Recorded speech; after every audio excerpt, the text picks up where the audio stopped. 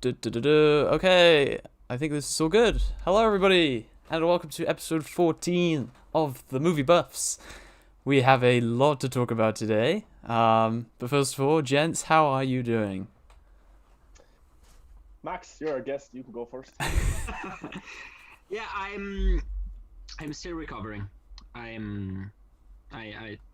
don't know how to express in words the hype I felt while watching this trailer 50 times. I think. I don't know. Yeah.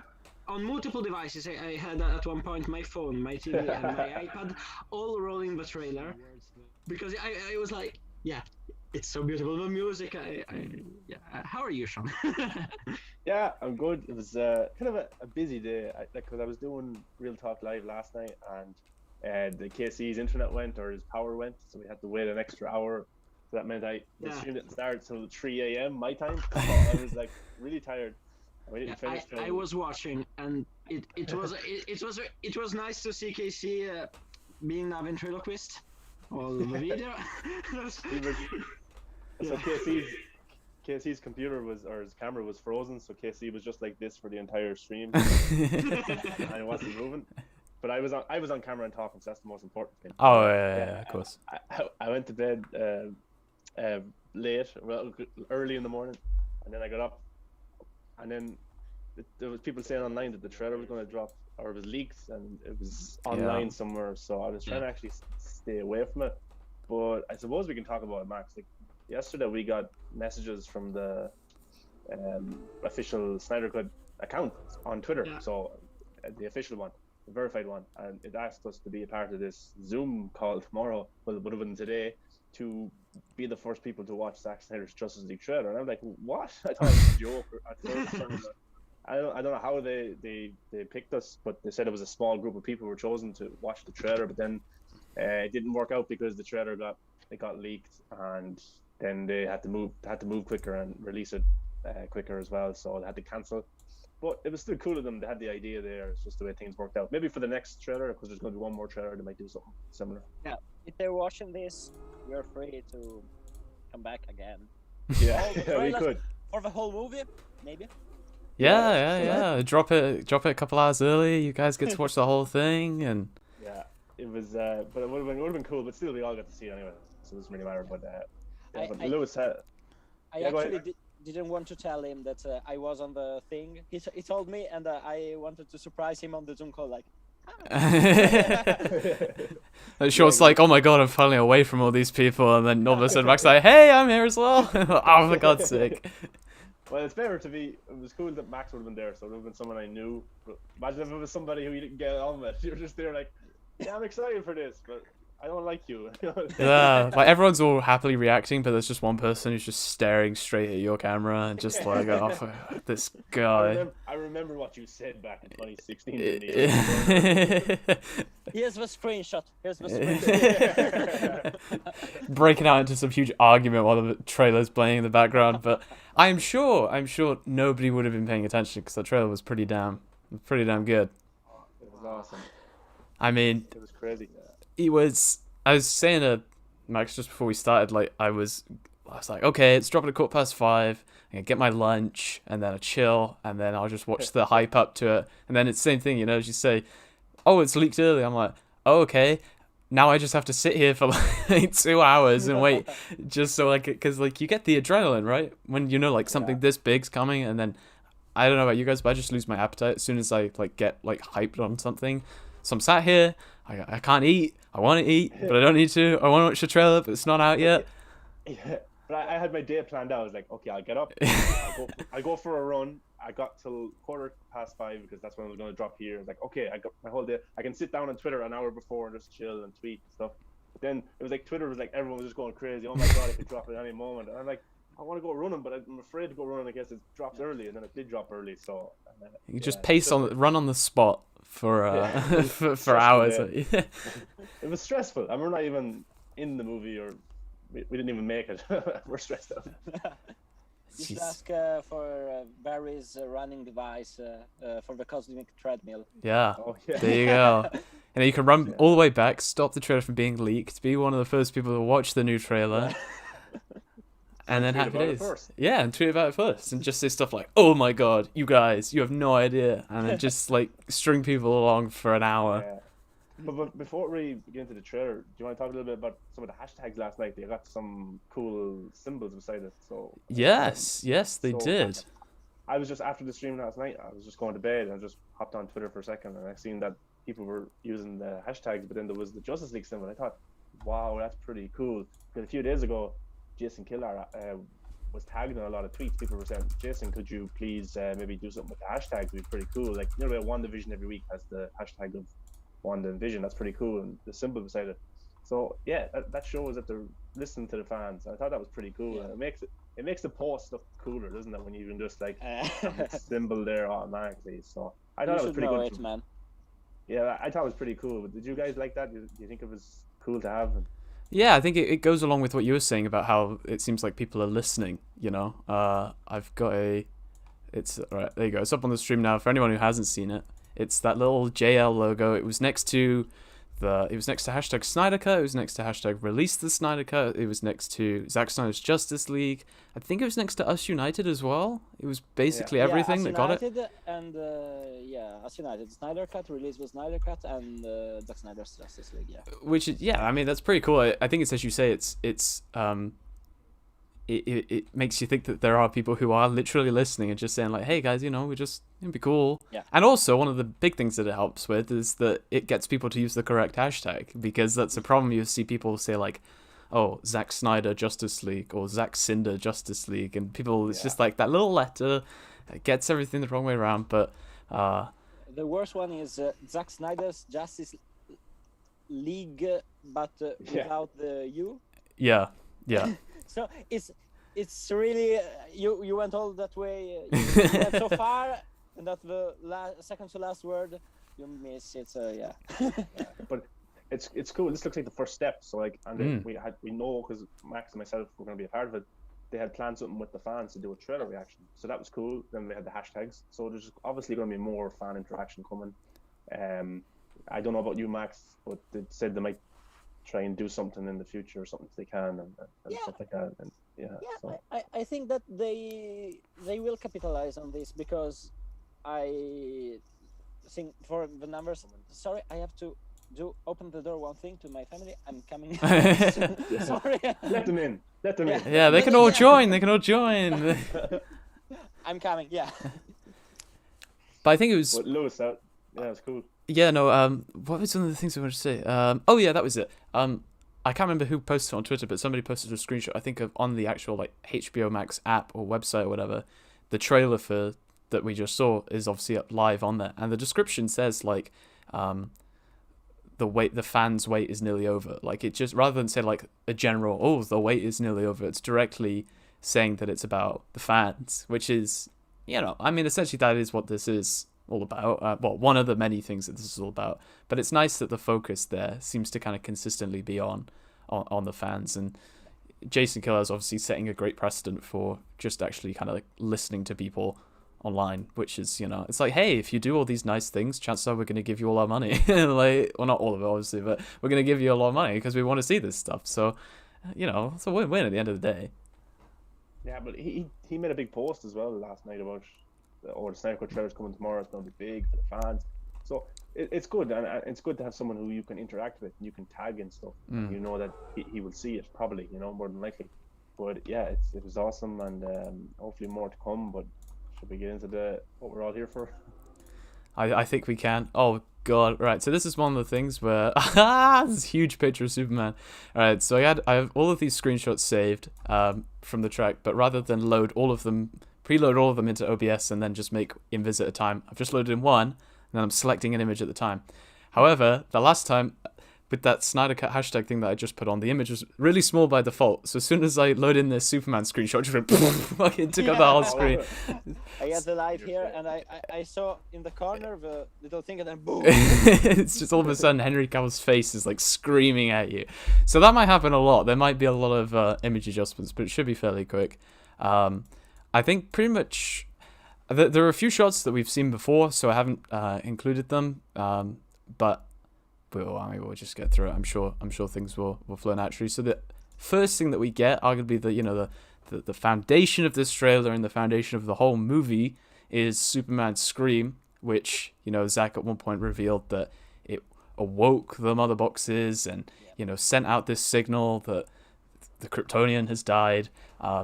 But it was one thing that was missing from the Hallelujah trailer, in that we saw the scream, but then with this one, the same shot is obviously you have the ripple, and it goes out everywhere, and obviously being that signal. So, I mean, I don't really know what the pattern is for all of this, but, you know, what did you guys think of that shot?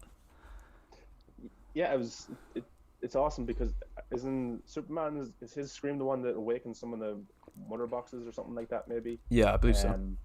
So that's cool. You get to see that ripple. You didn't get to see that in Batman v Superman either, so because you didn't get an up close shot of it. But it's cool, and it just shows you the power that's within Superman. That is him just screaming when he dies. And I wonder, did it cause like earthquakes around the world or something like that? You know, avalanches or something like that, because it had to been powerful.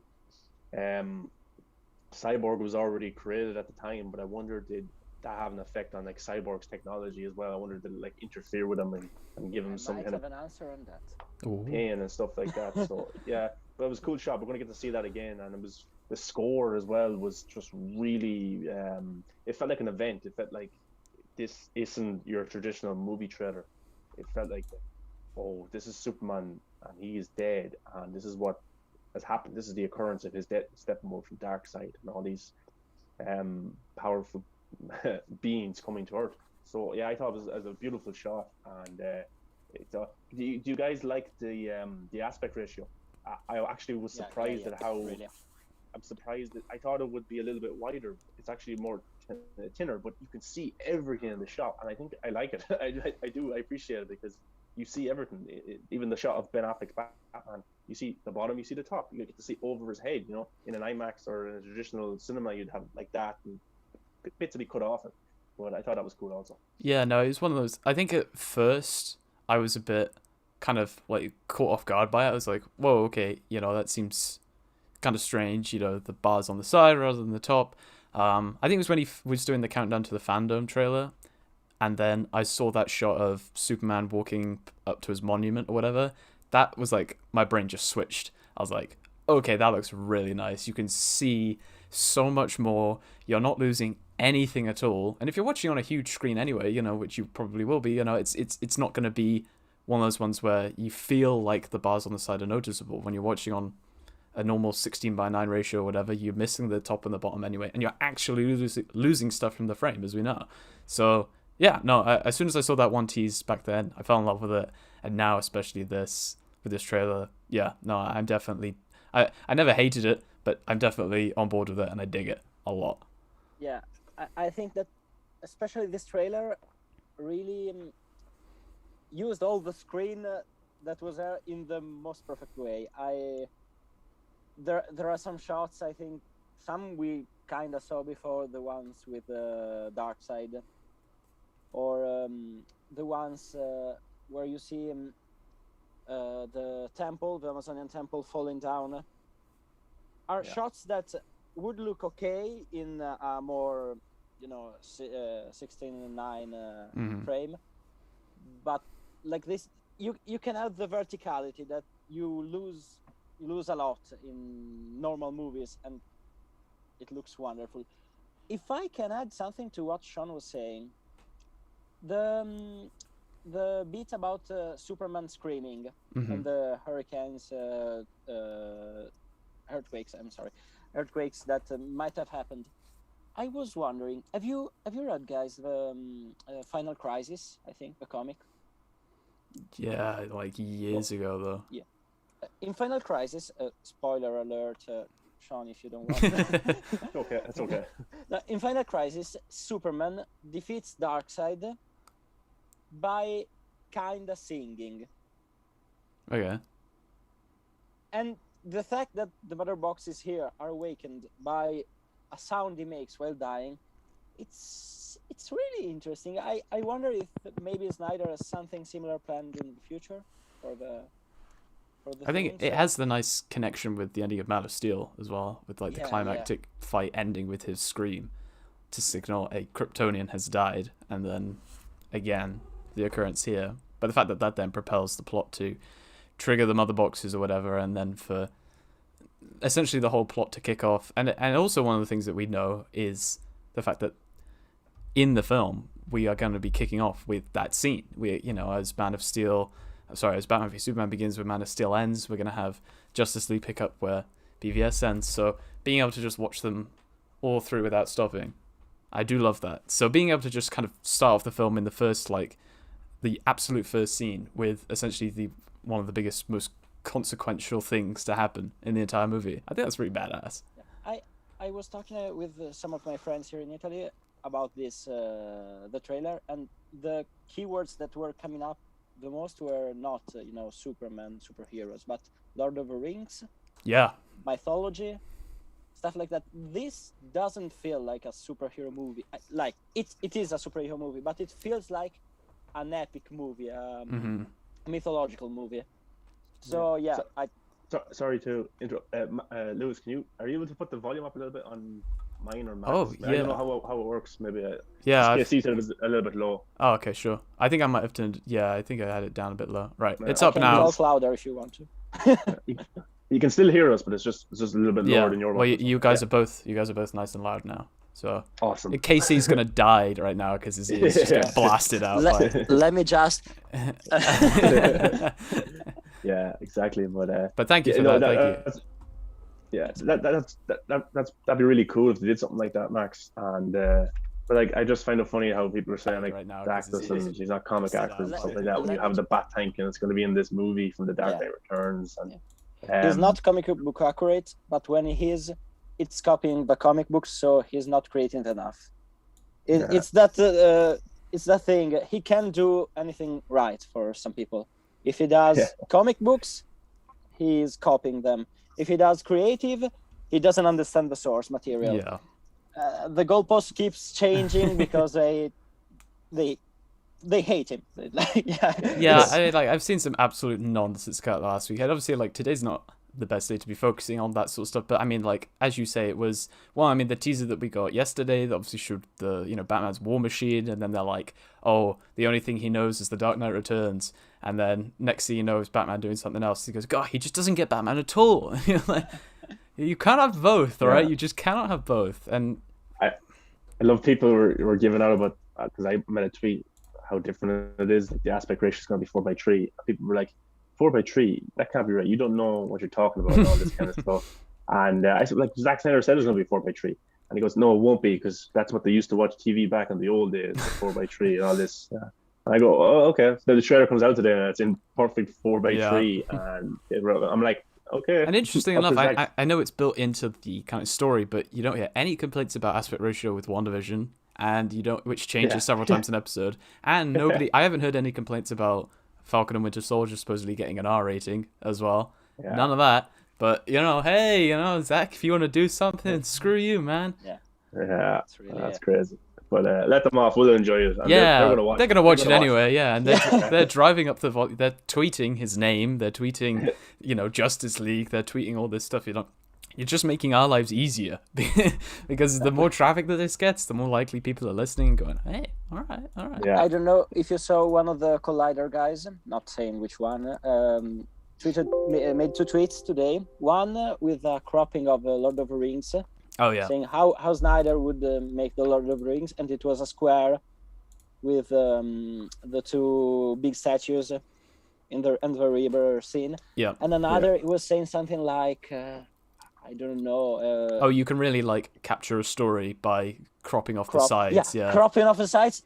I was like, I understand if my friend that works as a lawyer or as a counselor, I don't know. If he doesn't know this stuff, but someone that literally does this not only for a job, but in one of the biggest outlets in the world, doesn't know and understand stuff like this. I think. How can we expect the reviews to be artistically accurate when they just don't get the basics of movie making? Yeah, well, I think I don't know if this is exact, but I think the let's say the senior people at Collider have done a very good job of shooting themselves in the foot recently in terms of getting people to come and look at their content. So, Yeah. but that's the last I'll say about Collider, because Absolutely, they're doing their own self implosion themselves. So Yeah, but this isn't like any other comic book movie. yeah, Not only what's happened with all the how the film is cut and stuff, but I'm talking about the content, aspects of the show, the stuff with Joker, with Batman, with Superman. Like, this stuff has never been done before. So this is a pretty artsy attempt from Snyder to do something completely different. And it probably will be down the middle, like nearly all of his movies are. People will hate it, people will love it. Some people will come back to it in a few years' time and think it's a great thing, you know. But I think this is we're living in a very special moment with comic book movies, because something like this has never ever been done. What Snyder is going to do on March 18th, and it looks bonkers, it looks crazy, it looks like a huge film, and yeah, I'm looking forward to it. But we all are as much. But yeah, we're just trying to enjoy it and not listen to all those negative people, because the film is there, the proof is in the pudding. It's right there. We can show them whatever they say, whatever argument they have. It seems to not be backed up whatsoever, because the trailer, the movie, all that kind of stuff. No, how dare you, Short, say that it's going to be a 4:3? All right, you are just wrong. Okay, that trailer that I watched today was 16:9, and there's nothing you can do to say otherwise. Okay. And then somebody was asking me, okay, but how can I switch it to 16:9? He didn't shoot it that way. You can't just get his movie and put it into the way that you want to see it. It's just... Okay, well, let's try and not, overload ourselves with stress about some of the stuff that we've read, and we will move into the next shot, which is of significance that I picked out. I'm basically in charge here. It's the temple collapsing into the water off the side of the cliff. Now, I've seen a couple of theories. I personally, on first instance, believe this to be the Amazonian kind of place where they're holding the mother box. I assume that's what some people were saying, that it could be part of Atlantis before it sunk. I didn't personally think of that. I just saw the people on horses. I saw the temple that looked a lot like the place where Steppenwolf comes in. It's even got that hole right in the center. But I was trying to remember if that was like a glass thing or if that was just a hole in the ceiling. But either way, yeah, my personal theory is that this is Steppenwolf has left and the whole thing just sinks into the ocean or whatever. I don't know about you guys. Yeah, it's a very striking shot, because it's an entire building or tomb or temple that's just been destroyed and will obviously fall into the ocean. But yeah, I don't know exactly what it is. I'm guessing it's the Amazonians there.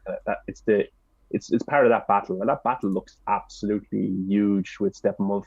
I'm sure it's longer in the actual place where the mother box is. The parademons come in. We got to see some of the shots in the trailer in the fight, of course, where Steppenwolf is chopping people in half.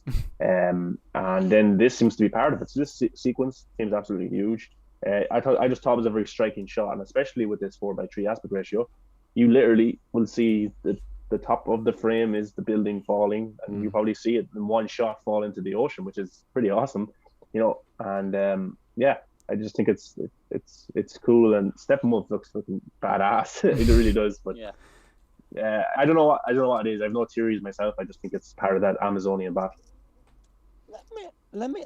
You just gave me an idea about what it might be, because let me just watch it here. Could it be maybe that this scene is? We know that Steppenwolf comes in the structure. The Amazons take the mother box and run away, and they lock Steppenwolf in. Oh, so they're sinking him. They're going to try and sink him in. Because in the theatrical cut, Steppenwolf does something like an X on the wall, and the wall explodes. Yeah. And that's, I don't know if that's Zack. I would be wrong, but I don't think that was Zack. Mm-hmm. What if this is Steppenwolf getting literally buried in the mountain, in the coastal side of the island? Because it would be like, yeah, we're going to sacrifice ourselves to protect the mother box, and he's going to die.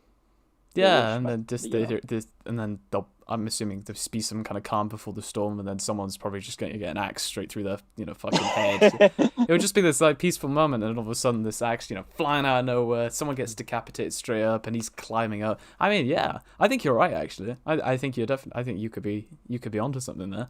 If not, I'm sure Zack is, firstly going, quick, we gotta change this. That sounds really cool.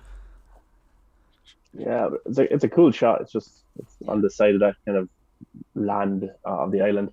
Yeah, it's not really a theory, but like, imagine if they put a mother box in there, they push it into the ocean, and all the Atlanteans come and just take it and bring it to Atlantis. Bye now, bye. Yeah, but that's probably not it. But yeah.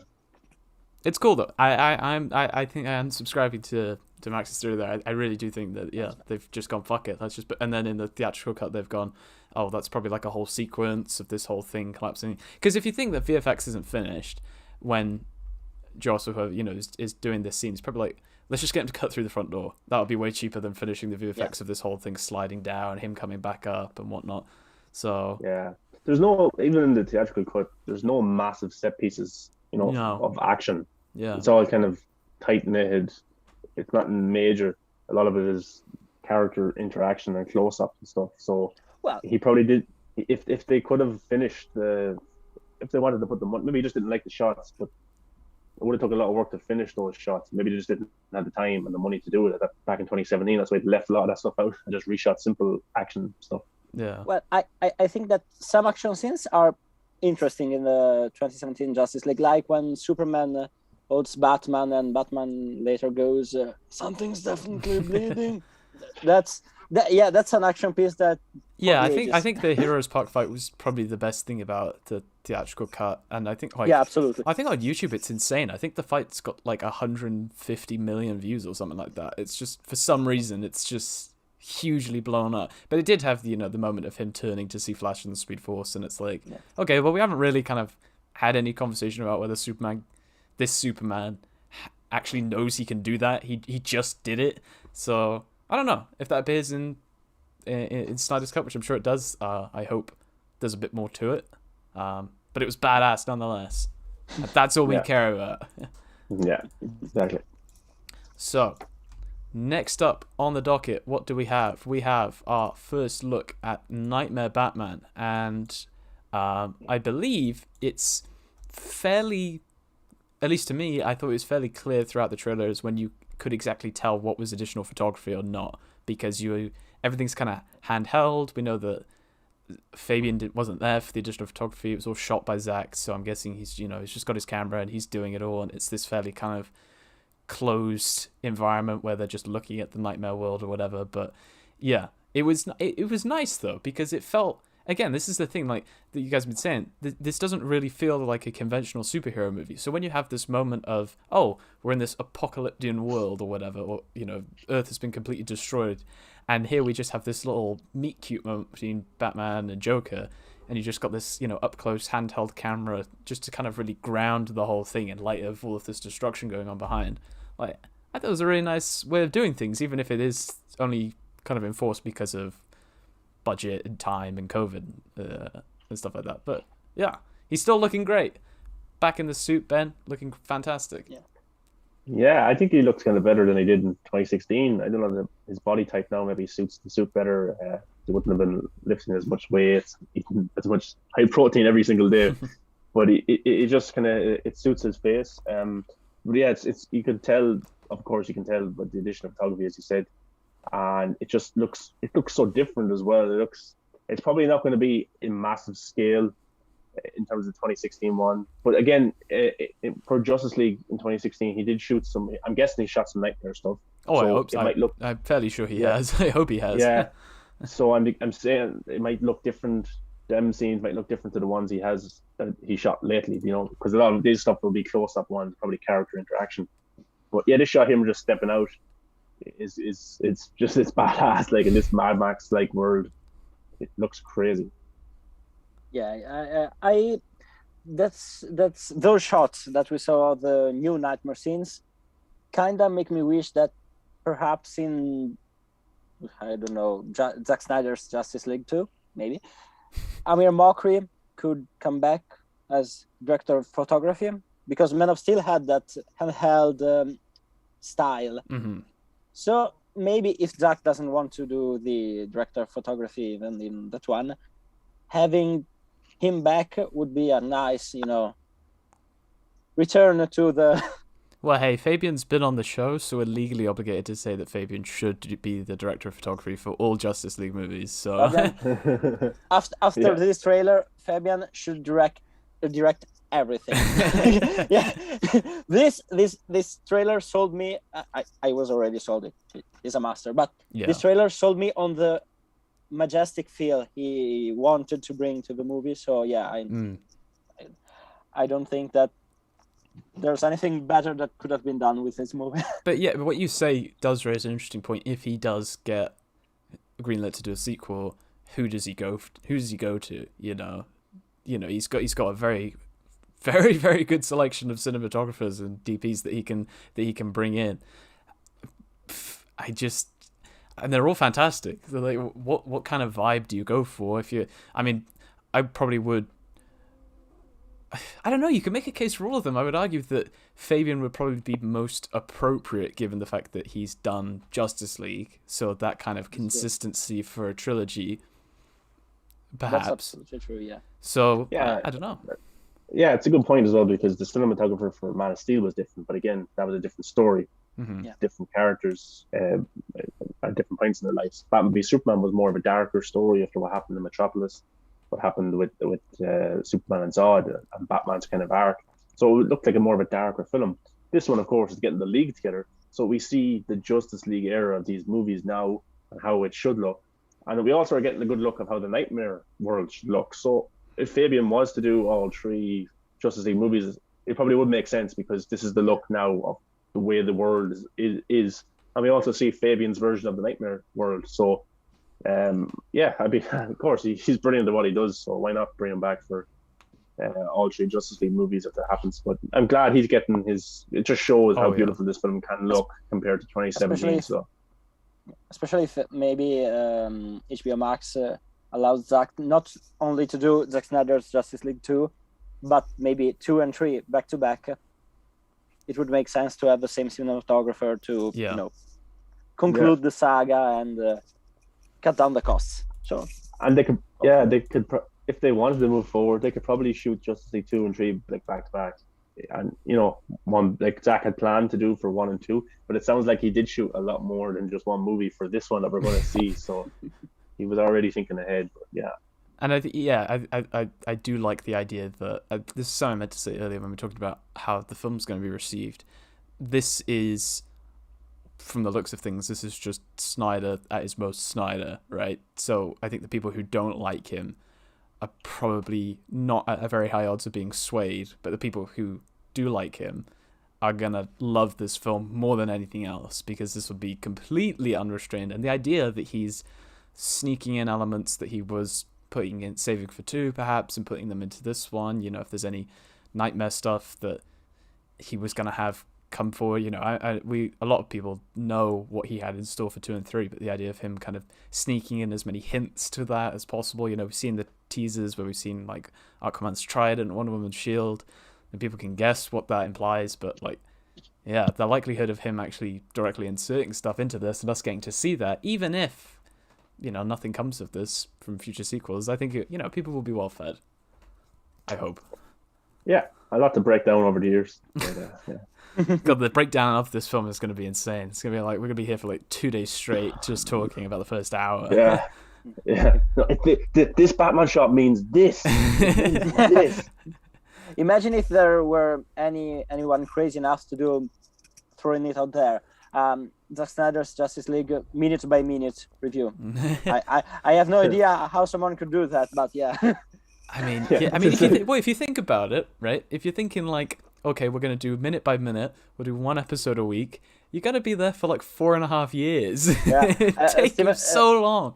Stephen Colbert from Screen Rant is doing it. So for Batman v Superman, and I think they're doing it also for Justice League. So I'm so grateful, because their stuff is so insightful and so. Oh God, yeah, it's fantastic. I have Sorry. No, imagine just doing like, okay, we're going to do something similar, but it's also different. We're going to review every minute of Justice League, and we're going to break down into episodes. So minute 1, how good was minute 1 of Zack Snyder's Justice League? And they're like, this was and judge them out of context and everything. This one was absolute shit. I didn't like this episode, or it's only a minute long.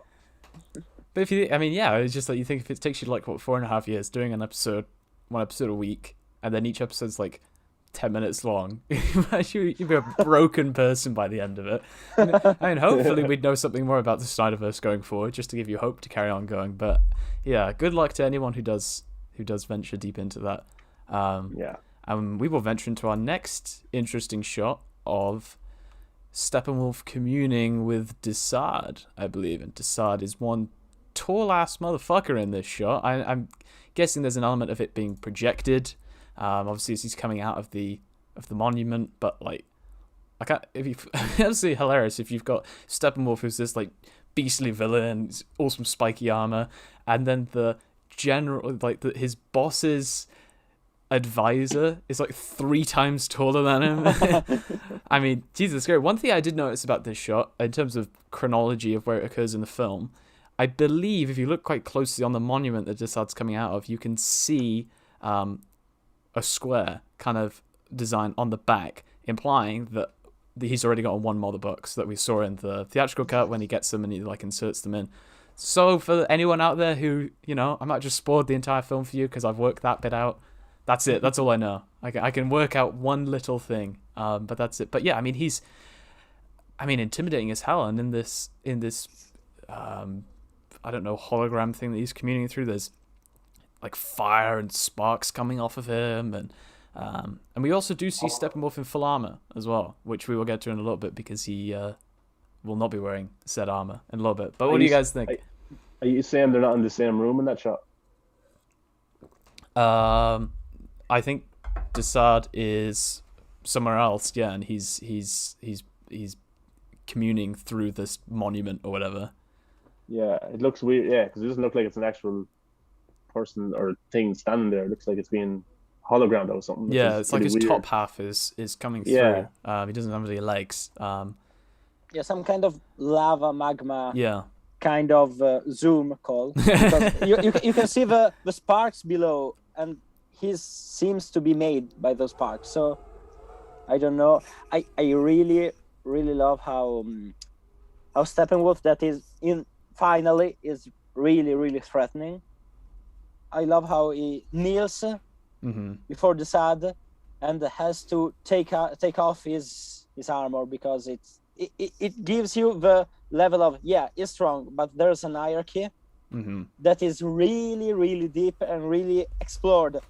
While in Justice League, if there were Darkseid, they would probably go, "Have you found Mother? Yes, Mother was here. Yes, and Mother 20 times more." So. I mean, it's that's a good point. Go for it. His armor just descends off him when he meets Darkseid.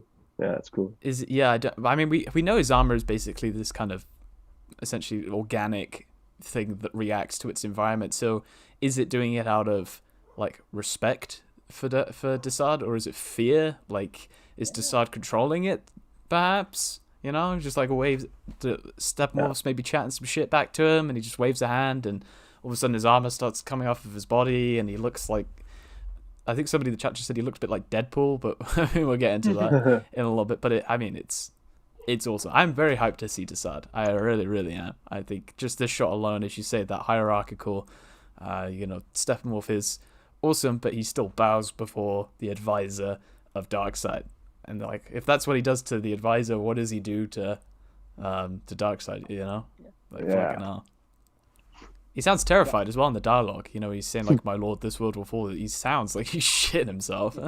Also consider then that I think a reporter said my uncle is something referring to Steppenwolf. So it's also confirmed that in the actual Zack Snyder's Justice League, Steppenwolf is Darkseid's uncle. So even the fact that Steppenwolf has to kneel down and kind of, as you said, be scared in front of the advisor of his nephew, Yeah. Give me a really interesting, weird ruler, crazy ruler vibes. Yeah. No, exactly. It completely sets that foundation for, you know, how what's the relationship to him, and it's also the fact that he's not even reporting to Darkseid, like it implying that Darkseid's got better things to be doing. You know, he's just like, oh well, you know, I've got other things to prioritize and other worlds to focus on at the moment. But you know, Steppenwolf, if you got anything, you come tell him, and then he'll tell me. Like, Darkseid doesn't have time for this shit. You know, it's a busy man. And Yeah. we can also speak of the devil, because the next shot. Oh, I have to try and shit. Here we go. Okay, yeah, we have Darkseid, Desaad, and Granny Goodness confirmed by Zack walking down this path with a huge boatload of parademons surrounding him, and I believe, and this is just a guess, but I hope it's right. I believe he's walking to a throne right down at the end, because it looks like that, or it's like his huge ass ship, and maybe the controls are there, but I don't know why you'd have all of your parademons there. I don't know. To me, my guess is that it's a throne. But like, goddamn, this is cinematic as hell. Fire everywhere. The path has also got the vibe. You got the light coming in. What do you guys think?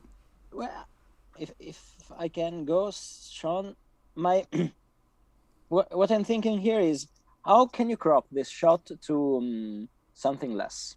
Yeah. Like, if you cut the bottom, you cut the saddle almost completely. If you cut the top, you cut the throne, the actual throne, and the light source, the perspective point. This shot is made to be seen in 4:3. So it looks like a painting. It looks like something otherworldly. Oh, exactly. Definitely. Yeah, I don't know. For me, looking at the shot, is he walking towards? Is that Gotham City and out there? It looks very nightmare-esque. The way it looks, are those buildings, or what are those things that are down there? Is this some kind of hall that he's taken upon himself? That's where his new base is. I don't know. Maybe it's on his home planet. But it's cool the way all the parademons are just like kneeling before him, and he's huge, and he's just intimidating, and he just carries himself so well. Like, he doesn't have a sword or anything in his hand like Steppenwolf does, and this Darkseid is there, and he just looks so intimidating, and people, it looks like, well, not people, parademons. Said all these people fear him so much. Like, just to compare Thanos, another big villain in the MCU, he wasn't as feared as much. You know, he was intimidating, but Darkseid, it looks like everyone is scared of him, and I can't wait to see the Justice League's reaction to Darkseid. Steppenwolf, they can probably look at Steppenwolf and say, okay, we can take him on if we do this. These parademons are beatable in this way, but how do you beat him? He just carries himself so well. Yeah, I did see a theory, and there's a lot of theories that I can recall without proper attribution, so I apologize for that. But somebody suggested that what if this is a completely done up Hall of Justice that he has taken for himself, you know, if this is down in the Nightmare timeline, is this on Earth, as, you know, Sean was saying, is that Gotham that he's got down the end? I mean, this is the thing, there's so much kind of trailer magic to these things that it makes you think like, oh, the default assumption is this is just some nightmare scene, and then you know, it will be, and that'll be that. But it's like, well, it could also be that this is part of the Nightmare timeline, and, you know, Darkseid is looking out over a conquered Earth, and, you know, all of these parademons are humans that they have, you know, harvested or whatever. Like, oh shit, I really don't know what's gonna happen in this film. Even with all of this, no idea. Yeah, it's so cool.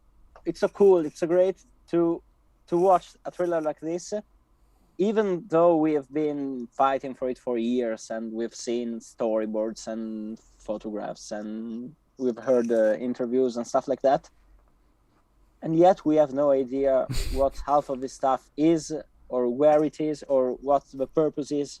Like, I think that we know about Zack Snyder's Justice League as much as we know about movies like Black Widow. Like, we kind of know the same thing, the same Yeah. things.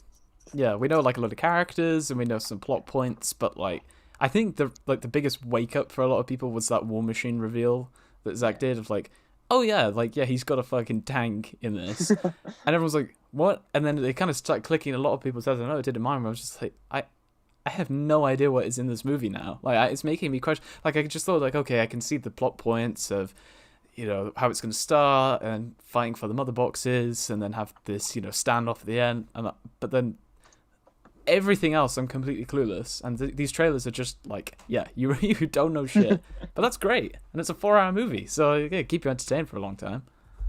Yeah, when he says the tip of the iceberg, like we've literally just seen the tip. It's crazy.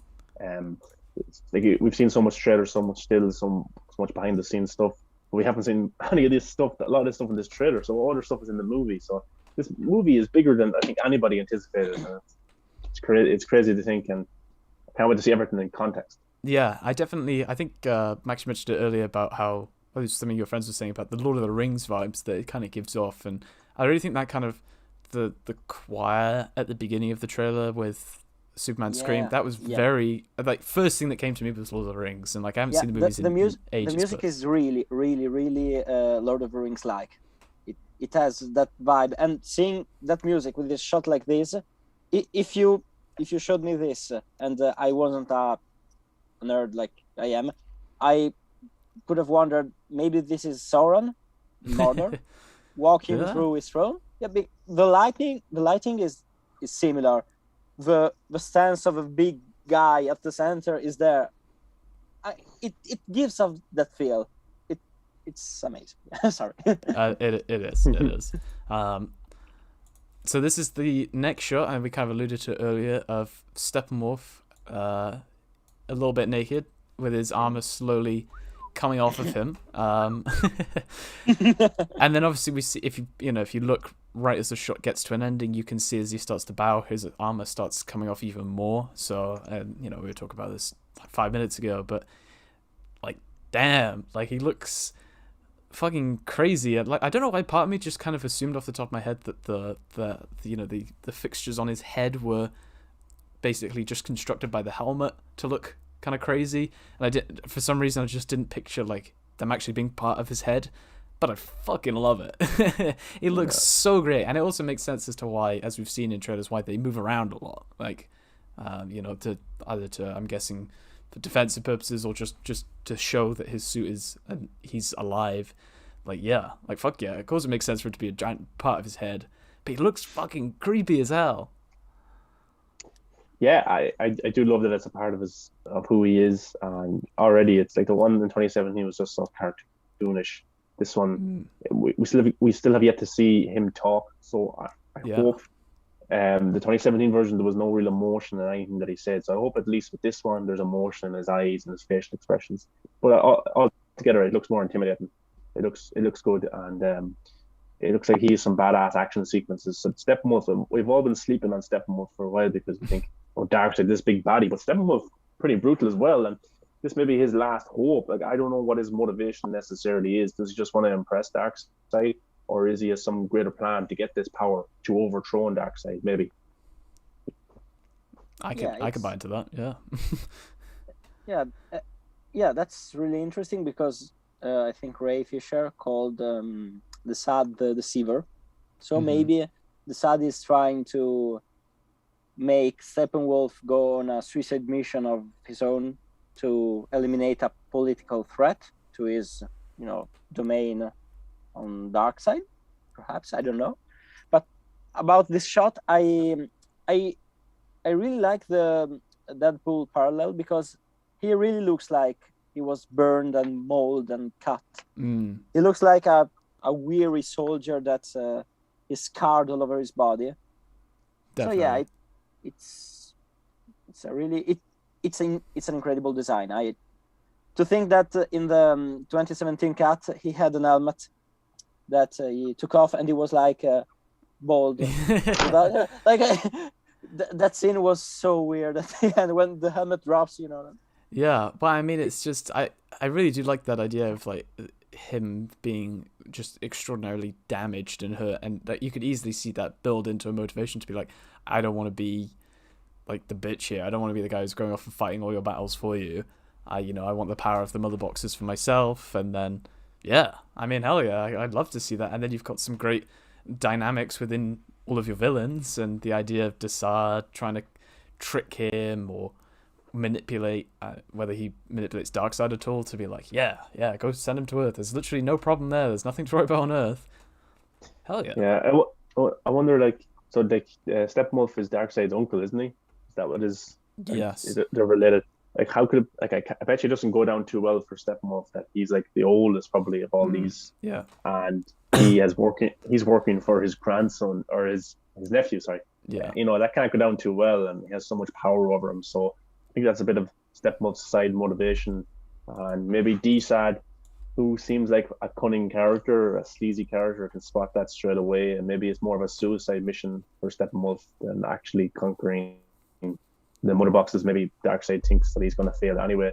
But again, there's no lanterns, there's no Kryptonians on Earth right now when he is there, because Superman has just died. So if he can't beat a guy in a bat costume and a guy who controls water, this may be this is maybe Steppenwolf's last chance to redeem himself, maybe. And even if he did win, I bet you Darkseid would probably kill him anyway. Yeah, definitely. Guys, I'm sorry to interrupt, but something pretty random. Michelle Rodriguez, the actress, just shared the trailer for Zack Snyder's Justice League, saying that this is her kind of Valentine. This looks juicy. Love it when studio execs give carte blanche to a talented director who's already proven his worth. Can't wait to see it. Nice. It's so wholesome. I'm going to cry. Sounds like somebody's trying to get into Justice League too, if I'm honest.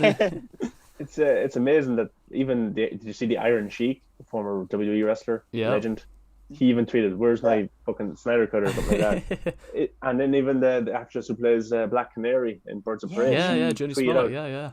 So that's crazy that these, like, they know, like, actors know as well what's going on, kind of this, with the movies. That's cool, and it's good because they've got greater reach, so they can tweet stuff out and it might reach other audiences. Also, like Jared Leto tweeted out as well, we live in a society, so that's pretty big as well. It's cool, and hopefully Ben Affleck, probably closer to the movie, will post some stuff, and Jason Momoa and stuff like that. But it's awesome. Okie dokie. Our next shot of interest is this moment where we see Steppenwolf slash up an Amazonian, and a huge blood splatter flies off to the side. And I mean, this is what we can expect from the whole film. I don't know how brutal he's going to get to be with the League. I know in the theatrical cut he ripped Cyborg's leg off or something in the theatrical cut. And I can't. It's been so long. I can't even fully remember it, which I'm quite glad about. But if that's how dark they were willing to get, like that, how dark is Zack willing to get with Steppenwolf's interactions with the League? I mean, breaking some arms, breaking some legs, I don't know. Like, let's get fucking violent with this. But all we know is that you do not want to be an Amazonian in Zack Snyder's Justice League, because all we have seen is people getting slashed up and decapitated. It's not a fun time for them, is it? No, and it seems brutal. You could actually feel that woman get off the horse, like Steppenwolf, and Steppenwolf isn't holding back. He's ruthless. As we know, he slices one of them in half. This one, she's not getting up too easy after this either. So it's brutal action. So that's what we want. We want that kind of brutal warehouse kind of action, where it's just intense and just really, really impactful, because there's not more than watching an action scene, but actually not feeling any of the blows. When you watch an action scene, you can actually feel it, and you're like, oh my god, you're kind of squinting at it, you're kind of on. That kind of makes it better for me personally, but Max, you like that? Well, before you just want to make that comparison of how the the Ultimate Edition of BVS is like, oh, let's add the blood splatter to that guy who gets that crate thrown at his head. That's it. And then in this, it's like, oh, let's let Steppenwolf just decapitate somebody. All right. I love it. The R-rated action is going to be so amazing, because what's missing in a lot of movies, also the Avengers ones, in my opinion, is that we see violence, but we see some kind of adulterated violence.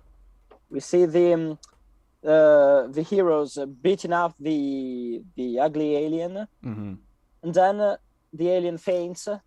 Then they've won, and we never see them again. Yeah. I think that in this movie we're going to see Batman make some parademons explode from the inside.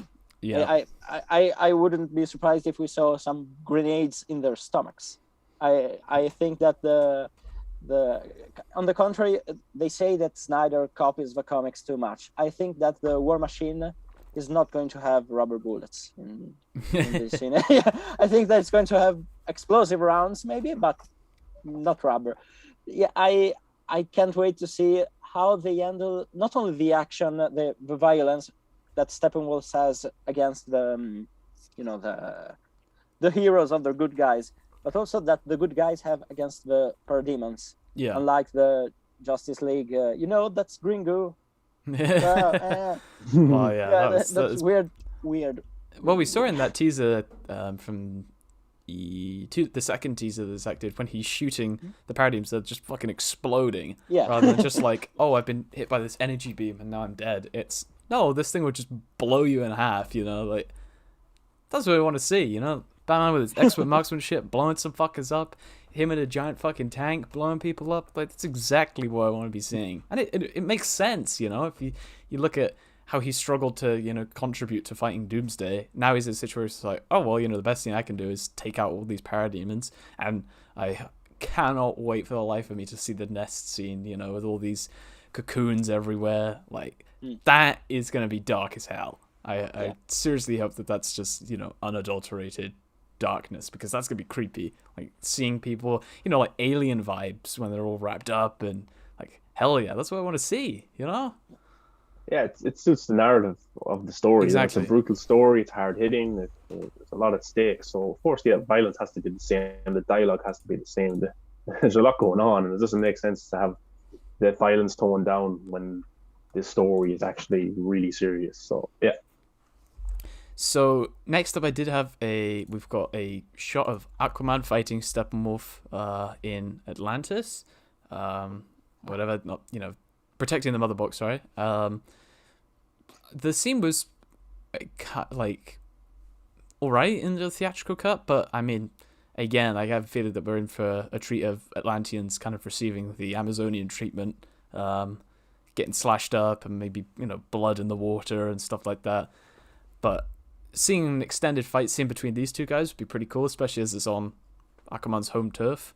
So yeah, I don't know if that's going to maybe inform Steppenwolf's decision to have a battle that's in a completely landlocked place or whatever, potentially.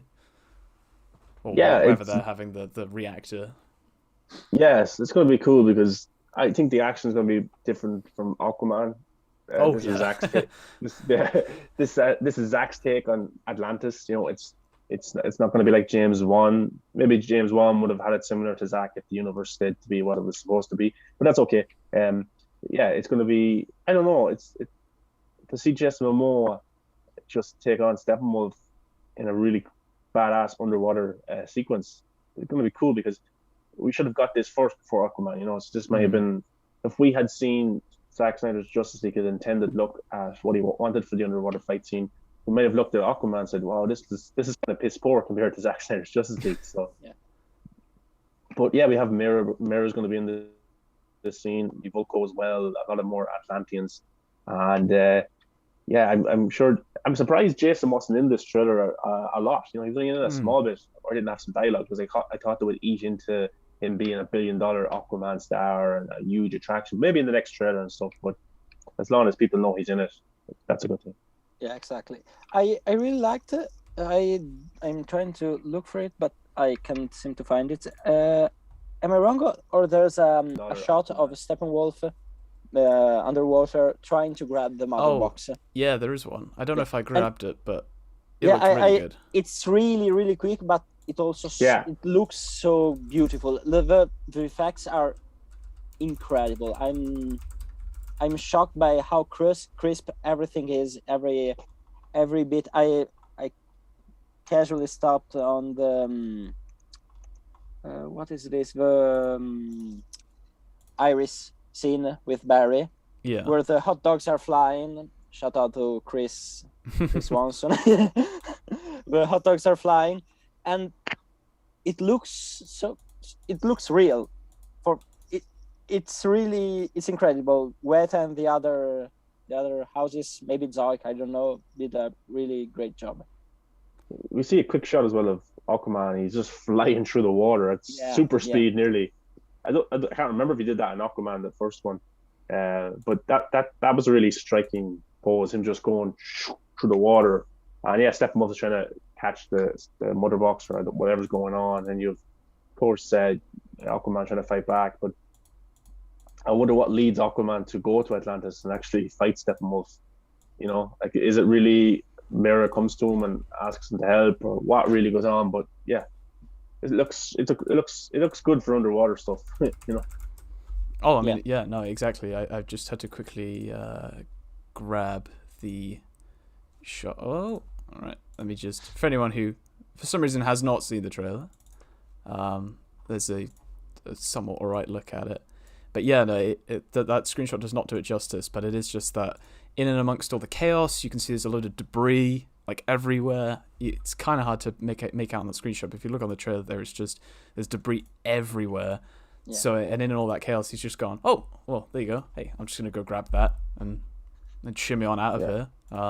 But yeah, no, I fully agree with what you guys are saying. It looks ridiculously nice, like refined, and you know, as you guys say, you know, so much credit has to go to these guys. But I mean, I'm sure they were loving it. You know, in the middle of a pandemic, all of a sudden, hey, here's a major blockbuster that needs more VFX work done on it. Yeah, here's some money, go do it. Like, hell yeah. Like, yeah, fair play to them. 7 months they did it. Oh yeah. It looks very good. I know some people are criticizing, but we'll get to that later about some of the nightmare shots. But yeah, but I think it looks okay. Yeah, I think that Weta really liked also working on the movie, because I don't think I've ever seen them tweet so much and share so many things about a movie besides this one. I think they shared all the teasers Zack posted. They shared maybe even the posters. They shared the trailer today. I think they really enjoyed the possibility to work in these trying times, let's say. Even though some people were saying that the Steppenwolf design was going to be too difficult to do and they would hate working on it and stuff like that. It clearly shows that some people doesn't understand how working actually in this stuff works. Yeah, or just basic common sense of saying, oh, hey guys, here's a huge VFX project to do in the middle of a pandemic. Do you want to do it? And they go, oh, you know what, Steppenwolf's design looks a bit off. Nah, we'll pass. Somebody else can take it. Like, not happening. So next up, we have this shot of Cyborg from the Nightmare additional photography. A couple of things occurred to me straight away. Was that shoulder cannon is not Cyborg tech, implying to me, at the very least, that this is, I don't know, maybe some scraps that they've attached to his armor, because it doesn't match to, like, his arm cannon is fully made out of his, like, apocalyptic mother box tech or whatever. This cannon looks like someone like Batman had lying spare, and he's like, oh, we'll just chuck that on, which is cool. I'd love that if that's the case. Second thing is that I saw a lot of people discussing how we've seen these teasers of Nightmare Cyborg, and like his armor looks a lot different. He's got like a full face covered helmet or whatever, very kind of smooth armor as opposed to the design that he has there. So some people saying, you guys think that this is a bit of trailer magic and Zack's kept Cyborg's alternate, Nightmare look a secret for the purpose of this shot? Or do you think this is actually his design? I'm happy with both, by the way. They look fucking sick. Yeah, I think they shot this edition of photography recently. I think just like Joker, there's a few different looks of Cyborg in the Nightmare timeline. So I think he will be a little bit different. But yeah, the canon or whatever it is, maybe Bruce attached it to him and made it. That would be cool if he did that, Yeah, but I think there's a few different looks. And I think it looks, people were saying the CGI looks poor and stuff. I think it looks fine. It doesn't really bother me that much. And it actually plays in with the world that we're in. We're in this Nightmare timeline where it's gritty, it's dark, it's, things aren't the way they're supposed to be. So this kind of looks okay to me. And yeah, it looks badass. I wonder why he's doing that, why that's happening. I'm guessing it's that they just saw Joker, perhaps, and he's like, Maybe. holy shit, what? And he gets the guns out at the ready, Yeah, thinking he's going to do something. that could be it. Yeah, but I think we get a few looks. I think there was some concept art of him wearing like a cloak or something as well. Yeah. And yeah, so I think we'll get that also. Remember, they're in the nightmare timeline. Not much food, probably not much protection, so they have to lay low. And even Joker has to lay low too. We'll get to that, but I think it looks fine. What about you, Max? What do you think? I was looking at this scene, and I think that this may not be a cannon, but maybe a machine gun. You know, because I was looking at the picture you put on the stream, and there's that kind of cord. Yeah, he does have it going behind him, doesn't he? Looking on the trailer, I think he's holding also the round box from those machine guns. So I think you're right, actually. Yeah, that's that. I can understand the criticism about the CGI only for one reason. It looks good, but there's something that looks. I don't know. I can see some criticism, but at the same time, I think it looks absolutely fine. It's in the top average and top side of CGI in these movies. What I'm really wondering though is, could we have another costume? Because I think we heard that maybe Cyborg was going to lose some kind of parts. I don't know which ones. And also we see Cyborg kinda in the nightmare in another scene. Yeah. And in that blurry part, he has a hood. He has he's covered. What if this is just really we're trying to hide what he looks like, and because this looks fine, but I can see them maybe trying to do let's not reveal the actual costume now. Yeah. So yeah, it could be either way, but to me it looks fine, and I really like the idea that he's got a machine gun. He goes like, yeah. The third arm goes like, yeah. I definitely think you're right that it's a machine gun, definitely for the mag that you can see him holding. But I just checked on stream that the supposed nightmare armor is next to the Flash's suit, and this is supposedly what they just have behind the scenes, and this was what he was potentially going to look like in I guess Justice League 2, because I think you're right, Max, that he has a I guess we'll just call it a disfigured look in Justice League 3 without going into it. But yeah, I don't know. I mean, it could be that the armor that he's got there is some trailer magic, and that it's just gonna go like, oh, well, in the actual thing he looks like this. Maybe this is something safe for Justice League 3 or whatever. But I mean, I'm in the camp of they both look fucking sick. Like this is. I think I'm going to go edit later an edit where Batman walks to Joker. Joker says, "We live in a society," and then Cyborg goes, "Machine gun." What the fuck are you saying? Yeah, it's because there's different nightmare timelines and it looks to be, and characters can change and stuff. So if he did get to go do a 2 or a 3, Cyborg look could change, and he could get upgraded because maybe the timeline is altered and changed because of Flash. So yeah, it looks. I think it's fine. It's grand for what they're doing in this nightmare sequence. You wouldn't have much stuff to use anyway, so if that's all you can find, then by all means. But yeah, I think it's okay. It didn't bother me at all. It's only a quick shot as well, so people should wait until we get to see it in motion. Exactly. Also, who might he be threatening this scene? Because he's he's holding 2 cannons with his 2 hand cannons, and he has the machine gun. I'm of the opinion that this could be from the same scene as we see with Joker at the end, so that they kind of rock up and see Joker sat on this car, and then all of a sudden he brings the cannons out. Or maybe it's an interaction with Deathstroke, perhaps. Maybe a guy with like fucking swords and guns on him. Like, this is an appropriate reaction.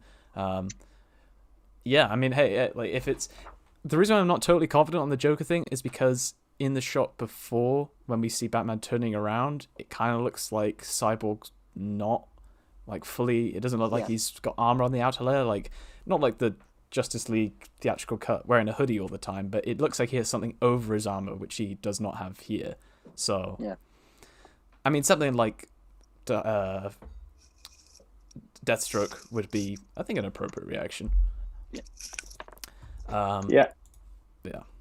So next up, we've got, and this is a bit of a scuff shot. He looks like he's but this is Steppenwolf in his fight against Aquaman, I believe. I'm guessing the final fight. He's got the blue eyes, so that we all know and love, and he's full on death charging. I don't really know. There's not a heck of a lot to say with this one. It's just more badass Steppenwolf in action, I guess. Yeah, it's probably the first battle. Steppenwolf probably wins underwater, which against Aquaman. This one's on land, and the two of them are just gonna. It looks like Steppenwolf is just ready to kill. He's going at him full throttle, and the two of them are just gonna go at it. So that's cool. He has the blue eyes as well. I don't know what that means or what that symbolizes. But yeah, he just looks like he's running to kill. He looks fucking badass though. Like these are a lot in the theatrical cut. The eyes were very like light blue. These ones are really kind of dark, thicker blue. Which is just one of those like subtle changes, but I think it looks a hell of a lot better. It's kind of really penetrating light that's coming out of all of this, metallic, spiky armor. Yeah, I fucking dig it. Yeah. But that I also love the line Alfred says while this happens about the bull. You can threaten a bull if you can stop him, something like that. And he really looks like, especially in this shot, like a crazy angry bull that's going to charge and destroy everything in its way.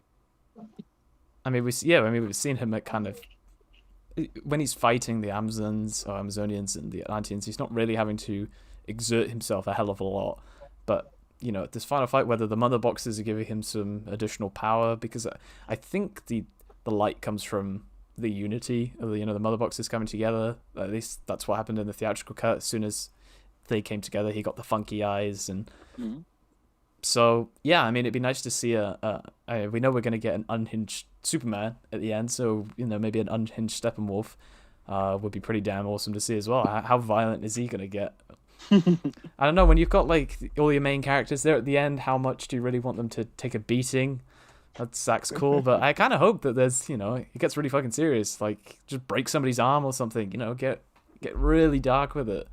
But might be me being idealistic.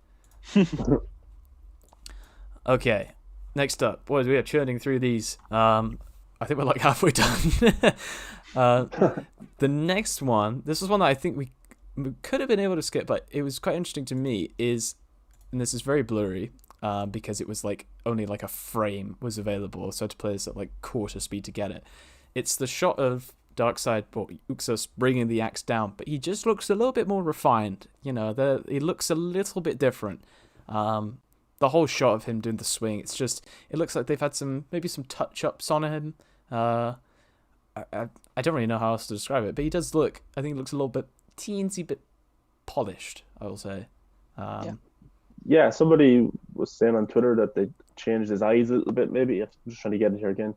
But yeah, it looks like they've had time to, like we got to see that shot months ago. Yeah. His eyes look more, they got rid of the glow in his eyes. Yeah. So it's more redefined and more detailed. I don't know why that is, but they've been working on it for the last few months, of course. But sure. Yeah, it looks good. Like these are all only little glimpses of scenes. We don't get to see the full context of what exactly is going on, but his facial expression does look better there than it did a few months ago. So Yeah, I think it's also because it's one thing that was in the first 1.5, I don't know, trailers, where the fact that his forehead was really, really shiny. Okay. Here it's a bit less, reflective. Mm-hmm. So it gives off this more skin tone reflection Yeah. compared to the side of a shoulder when you see the metal bit. Yeah. So this contrast really gives off the realism of Uxas. Yeah, that kind of like stony skin color. Yeah, It wouldn't be that it's- hyper reflective or whatever. So yeah, I think you're right for sure. Definitely gives it a bit more oomph to it. Ah, it just looks so fucking good. I just want to see him fucking people up. That's what I want.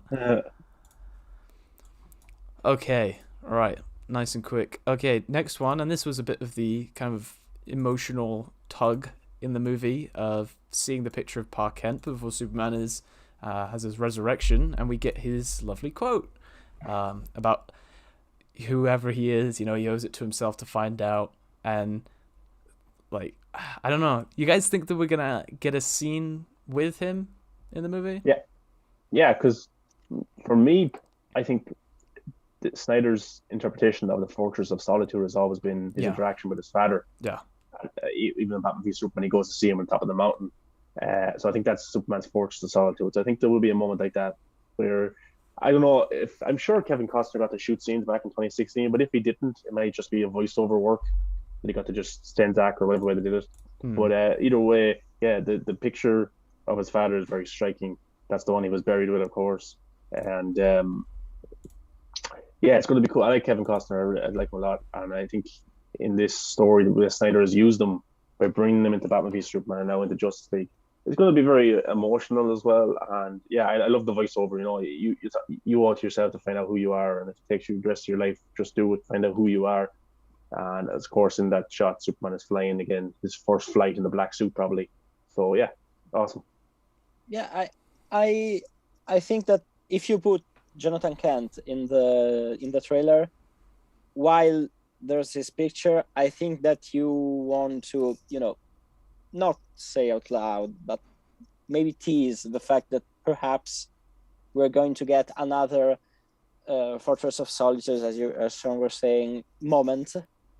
But so I think he's going to be in the movie. But what I really think and hope is that we might see both him and Jor-El come together in the cornfields of Smallville.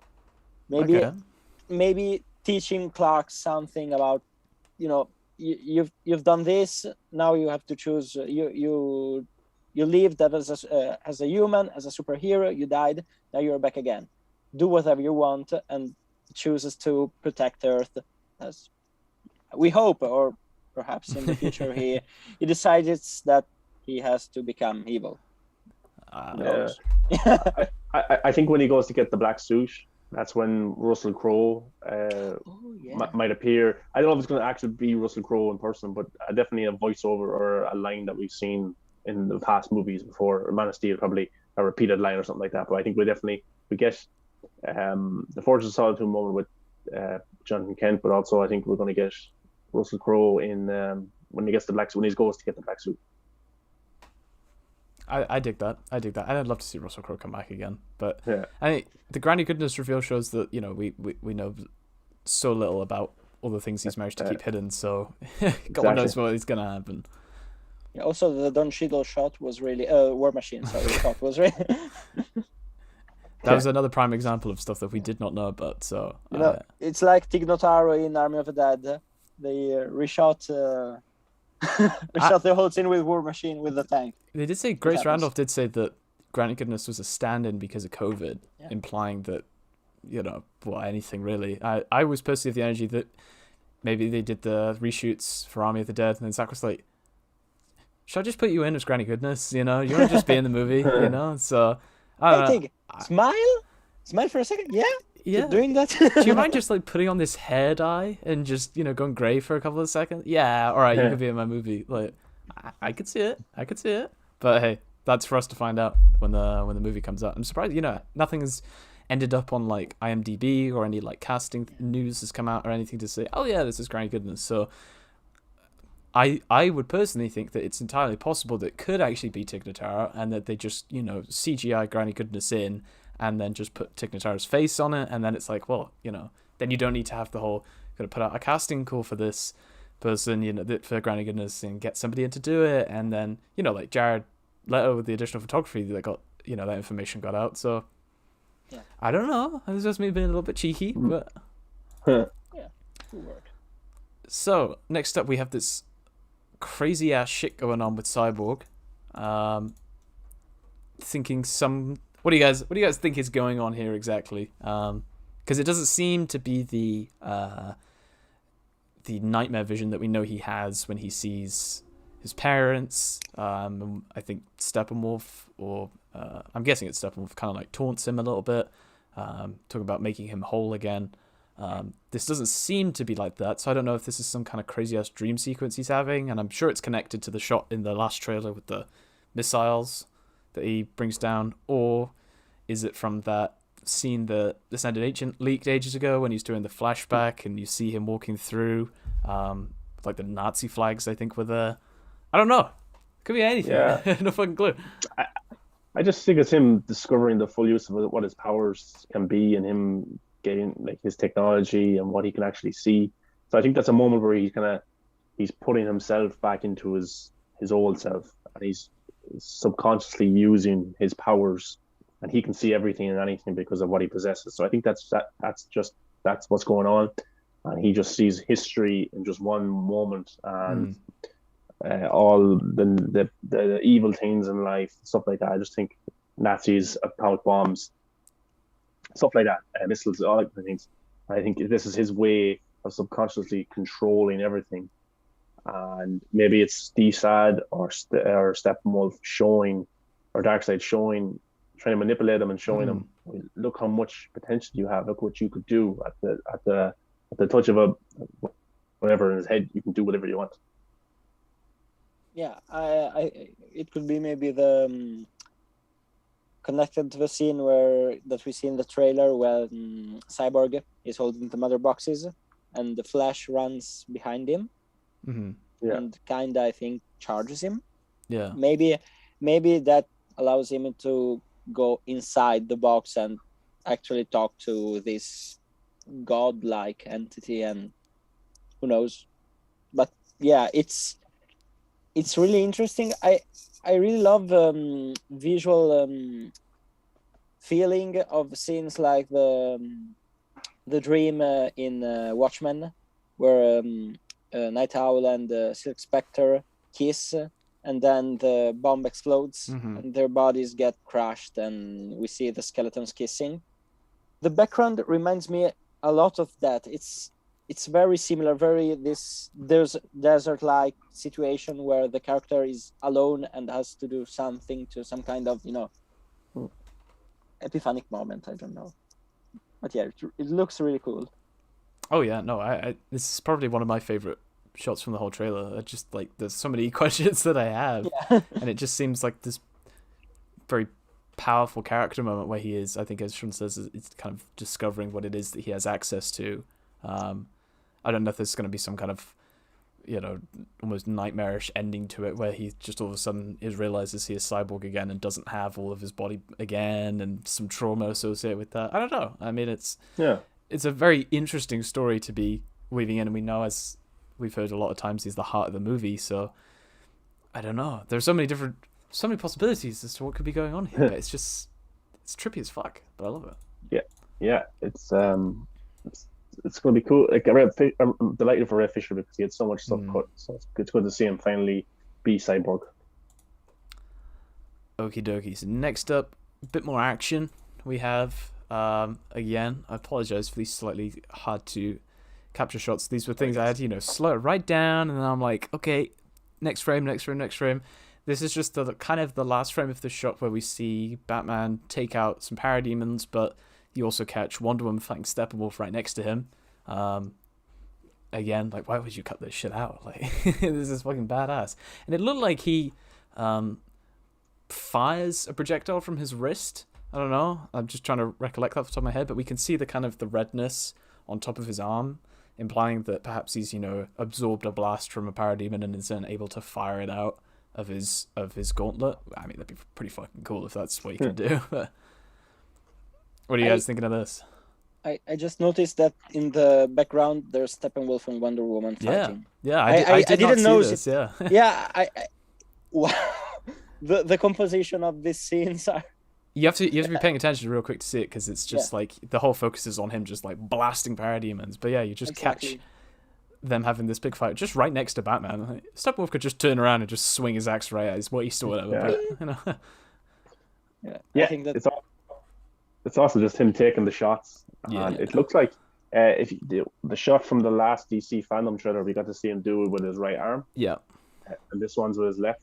So he looks like he must be dodging a few shots coming at him, which is awesome. He's learned from he's adapted to what these parademons can do.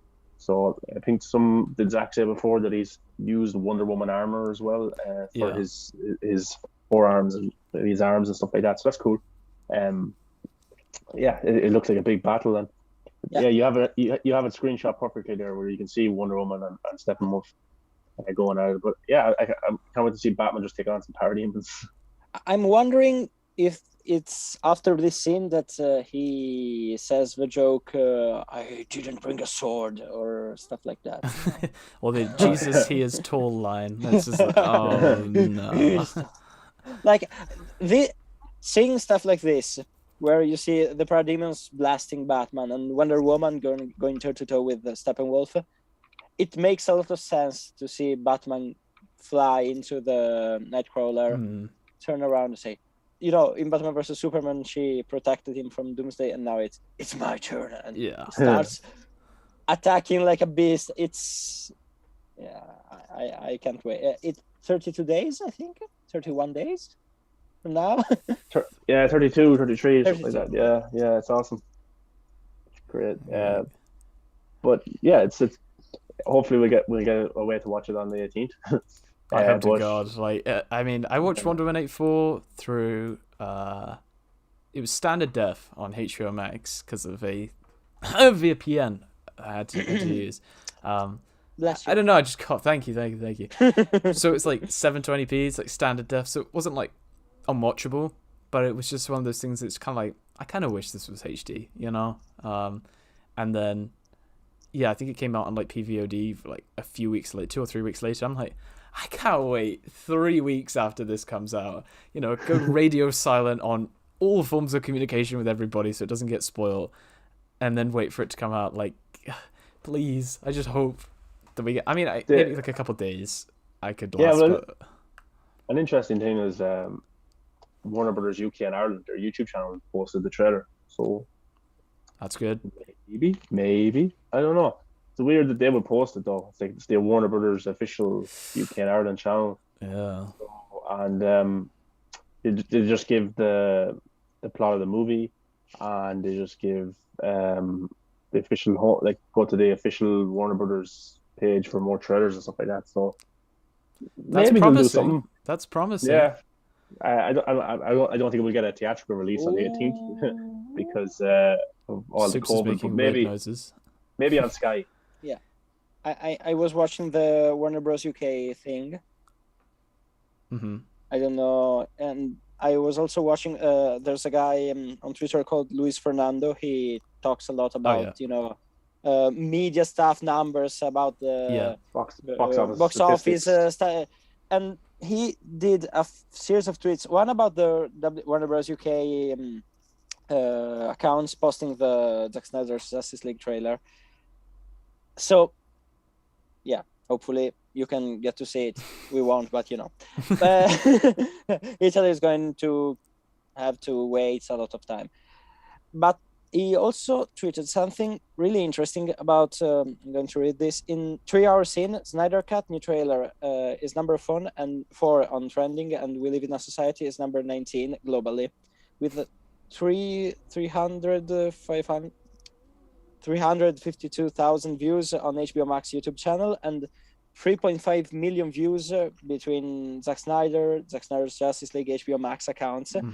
And those numbers are better than the Godzilla vs. Kong numbers in comparison. Wow. Like, really, almost twice is better. So I think that, it's going well. I always find it weird. Sorry, I always find it weird that people are saying, "Oh, it doesn't have many views on the HBO Max channel, like for certain trailers." I'm like, well, that's a new kind of channel. It's only new. It wouldn't have many subscribers. But like, if you were to add up like all the people who just posted on their own pages, like IGN and Snyder, if you add up all the views from there, all the Facebook views, all the Instagram views, all the Twitter views, all the YouTube views, Vero, whatever else it is, like how many views would that be? I'm sure all together that would be an insane number, but it's hard to actually, like, I could post a trailer if I wanted to on my Facebook page. I could get 1,000 views. Is that added to the overall? You know what I mean? Like, it's just to come off of that point, another thing to think about is, okay, well, let's take a look at the views relative to what else is on the YouTube channel. So, for example, there's a clip from Judas and the Black Messiah, which is 500,000 views, which is, 400,000, which, brand new film. We've got some clips here and there that are 5,000, 17,000, clips from Doom Patrol, 6,000, the Godzilla vs. Kong trailer, well, I'll get to that in a second. Let's have a look. The official trailer for The Little Things has 70,000, and then you take a look at Justice League, which dropped 4 hours ago and is at 1.3 million on the HBO Max channel. So relative to everything else that's on their channel, it's colossally huge. The other thing to think about is, as I was going to say, the Godzilla vs. Kong trailer on HBO Max's account, obviously lesser known than the Warner Bros. One, is at 1.2 million, and that was 3 weeks ago. So Justice League is about to overtake Godzilla vs. Kong on HBO Max's channel.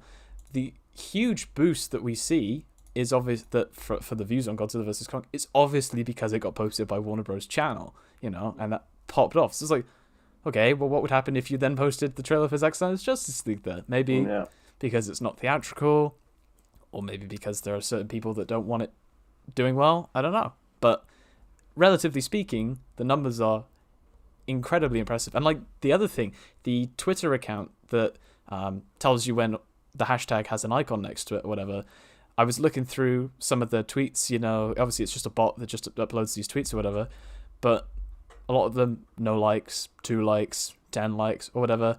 Release a Snyder Cut gets one, it's like 1,000. And you're like, oh, Jesus, so it's all relative to what it's competing with. And as Max just said, there are a lot of stats to prove that it's performing above Godzilla vs. Kong. Like, it's a numbers game. Come on. Yeah, it seems to be a huge hit already. It hasn't even come out. That's good. That's good numbers to hear already. And that's only, after 3 hours, 4 hours? That's already. Yeah. So what's it going to be like tomorrow, So let's keep exactly. watching. Right, okay. Next up on the list of things that we have to look at, we have got the first flight of Superman. Well, the second flight. First black suit flight in Justice League. First thing that came to mind is the way that the stones are all hovering around his wrist. Seems to be much more controlled and elegant than it was in Man of Steel, where all the rocks are like shaking, the whole ground's shaking, and then when he takes off, it's like this boom, the whole ground shatters underneath him. This seems to be a lot more, I'm in control, I have more power, it's a bit more graceful and composed. But yeah, you guys thinking that this is going to be able to match Man of Steel's flight scene? I think he will. It just shows that he's able to control his powers now. He's more calm. He kind of knows. Maybe in this scene, he kind of knows who he's supposed to be. He's supposed to be Superman. He's supposed to be the savior for the planet. This is his second chance again. So it looks like he's much controlled, and I think it's going to be maybe. The first flight was amazing, but this one might be a little bit more emotional. If there is actually a voiceover from Kevin Costner or one of his fathers, that would add to it greatly. Definitely. How about you, Max? Do you think it's going to be comparable to Man of Steel? Yeah, I think so, because the Man of Steel had the emotional weight of, him meeting for the first time his real father, his not real, but biological father. Here we have him going back to the way, a kind of a middle ground between the way he was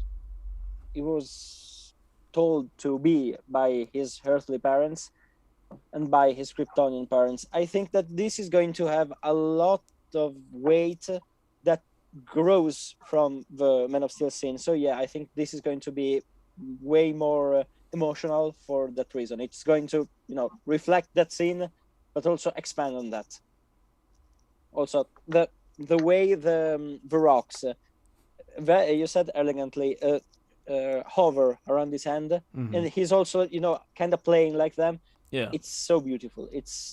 It looks incredible. It looks like he's Superman right now. He has his full powers, and he's going to beat some new gods to submission. I think the thing is, well, he doesn't, if I'm remembering this correctly, he doesn't put his fist on the ground like he does in Man of Steel. He just lets it kind of sit just above the ground as well. Kind of, I don't know, just seems to kind of imply like a better sense of control over everything, just knowing that he doesn't need to like push off or whatever. He knows that he can just go.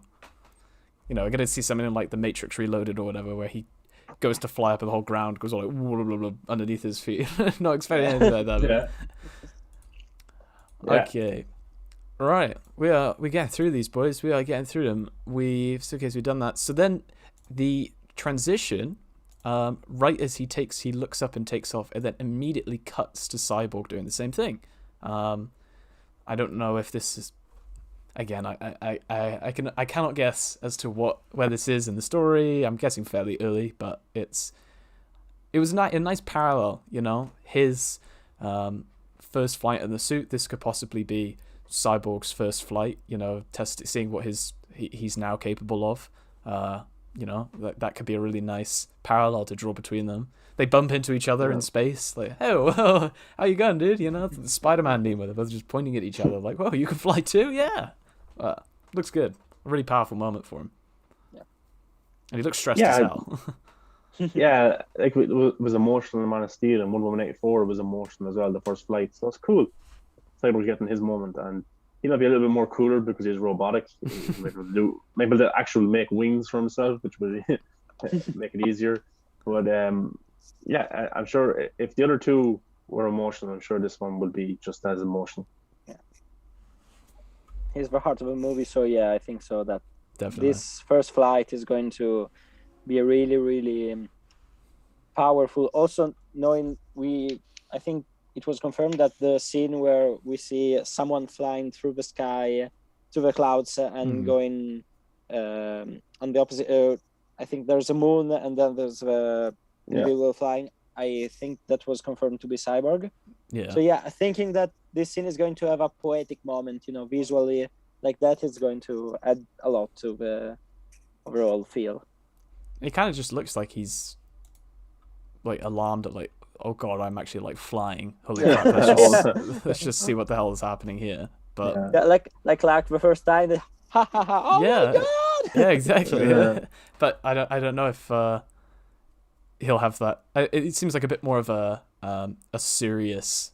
Man of Steel's with the kind of like, whoa, this is crazy. A guy can fly. This is some poor tortured soul who's like, I have to escape or whatever. It seems like he's gonna be having a tough time this one. A big difference is when Superman did it, he's like, "Oh my god, this is who I am," and then when Cyborg was doing it, it's like, "Oh my god, what am I?" Yeah. So it's pretty different emotional points for both characters. Definitely. I look forward to it.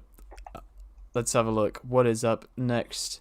We have we had the shot with Batman and the War Machine, which is straight from the comics, but we touched on that earlier. So the next big, awesome, crazy one is this one that we've alluded to before. Cyborg looking completely out of it, and Flash. I only just noticed he's going forward with both hands. Actually, when I first looked at this, I thought it was just the one hand he was going forward with, but he's, it looks like he's full on throwing himself at him, and he's absolutely caked in lightning and the Speed Force. So, what are you thinking? This is him being sent into the mother boxes. Cue the nightmarish vision where he sees his parents, perhaps. That's probably my assumption.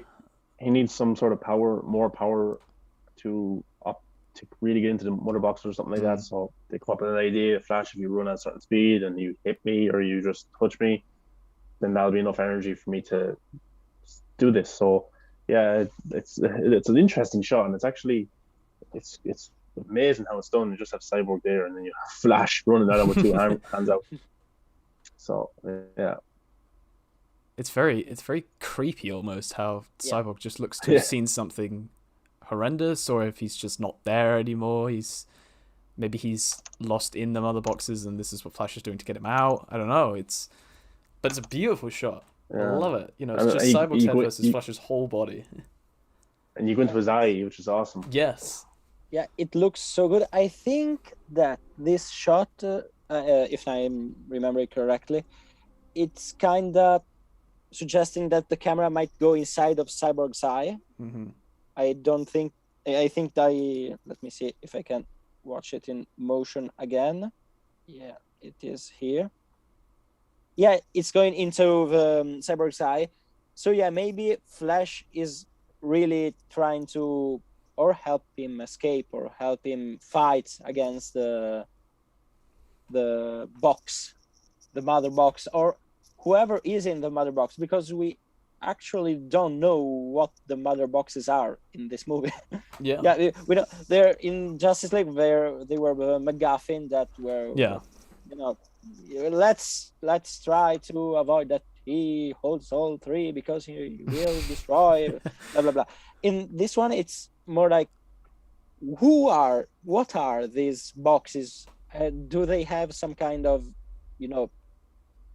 personal plan, personal ideas? Because when not to plug myself in, but when a few days ago we did the interview with Zack, and they suggested that the Cyborg's box started, activating when Superman died. Mm-hmm. And the others didn't because they were coated in some kind of, coating. I don't know how Zack teased that some creatures and the Amazon are going to do some kind of gold cover. So maybe the fact that the mother box is out, and here's that teases that the mother box actually can have a life of her own. Mm-hmm. Life, anti-life, I don't know how it will all come together in this sense, but yeah, I'm really, really interested in how they will handle the fact that Cyborg is interacting with something potentially even in a way more important than the New Gods themselves. Mm-hmm. Because the New Gods have to live with these things to thrive. Steppenwolf without this armor is going to lose his head. So Well, it's like technically he was created because of the mother boxes. So and if the mother boxes are so powerful, is Cyborg is Cyborg a mother box too? Like, is he like, would Darkseid end up taking Cyborg instead of taking a mother box? It's the same kind of thing. And does that mean that Cyborg is the most powerful being in the universe then? If he was created from he's kind of like he's like a new god. Yeah. Kind of like he has the same, origin story, and with the powers that he's portraying now, it might well be really, as you were saying. So his powers may be more than just robotic. He may have other powers as well, which could be interesting, something to play with. So I'm interested in see how that plays out, because he was created by mother boxes, and I don't know. Let's see. He may have more. He may have so much power that he doesn't even realize. It'd be very interesting to see. It's in conjunction with that scene of him flying for the first time. Him, having his Superman moment of discovering his limits and what exactly he is capable of. But I think it will go way beyond whatever we see in this film. It would just be, I can interact with the mother boxes in this way, but potentially, if there are sequels, we will really get to go deep into what he can do. I hope we get that, because possibilities are endless, really. You've got the huge sandbox of what powers you could give him and just say, oh, well, he is technically, part mother box. Yeah. I like it. So we've got only a few more left. This one we've seen in the teaser. This is, you can guess, the Unity explosion, Flash going back in time to undo certain things. And I mean, it's one of those things where I just off the top of my head think about, like, I found myself a lot of time on Twitter when people will be like, "Oh, I think this is like when we first got the Joker images, there was somebody saying like, I wonder how this fits into the film. Like, I'm guessing all the League members have like their own kind of stories or whatever. So this is Batman's or whatever." And I was like, "It's from the Nightmare, but that's it. That's all I will say." And like, I'm having to find myself on a more regular basis, having to restrain myself from talking about the plot, because we're talking to more and more people who are not, as accustomed to all of the stuff as we are. I'm like, well, I'm actually like spoiling the movie for you now, and it's actually coming out next month, and I don't want to tell you what this is. All I'm gonna say is that this is not that. It's crazy. Guys, you just made me run something incredible. You know what movie is showing? You know what movie is showing tonight at in like half an hour on the one of the biggest channels on cable here? I'm gonna say Batman v Superman. I wish. It's Justice League. Oh no! How did we remind you of that? Like, come on. I'm sorry. I think they did that on purpose because with the trailer maybe they're saying, yeah, there's Justice League. Watch this. Someone's like, well, the trailer for this just came out. I'm gonna watch it right now. Oh no, you poor bastard. They do that a lot here as well. I noticed on BBC or some of the Irish channels here, like say if Star Wars: The Rise of Skywalker's coming out this week, they might have The Last Jedi on, just because it's in discussion, it's in talk, and it's part of that universe. Or if the next, I don't know, like when Wonder Woman 84 was coming out, they showed Wonder Woman on some of the channels, because it's in discussion, and so that's probably what they were doing. But oh well, I feel sorry for anyone who's just like, oh, I've heard so much about this Snyder thing. Let's give this a little watch, and like, what the hell? Yeah. Oh well, can't do anything about that. I realised I haven't really been looking at the chat a lot. Lots of people saying hi. Hi. Yes, hello again. What's up, brothers? What a day. Yeah, absolutely insane. Hello, what's up from Naveen Shankar? Yeah, I mean, this is a crazy ass day. And we are, for anyone who is really joining us, we've been here for nearly 2 hours, and we're getting to the end. we are nearly there. You can't get tired of talking about this trailer. It's all amazing. Let's have a look. I have 4 stills left, so we're nearly there. So before we get into the final Nightmare ones, we have this pretty damn awesome shot from, I presume, the history lesson of an Amazon standing over a parademon and just fucking giving this battle cry, and it's a hugely badass shot. Like, this is just that kind of like almost turning around to other parademons and saying like, come on, let's fucking go. With a huge explosion going on behind. All the other Amazons seemingly focused on that, which is interesting. Again, like, the ships seem to be fleeing in the background. They look like they're getting the fuck out of there. So maybe this is from the end of the lesson, and they're all like, hell yeah, we just beat your ass and we're gonna scream and celebrate. But it gets me. It's one of those things that completely skipped my mind. For ages. It got to like this point in the trailer, I was like, oh shit, yeah, there's like a 20-minute long history lesson. I can't wait for that.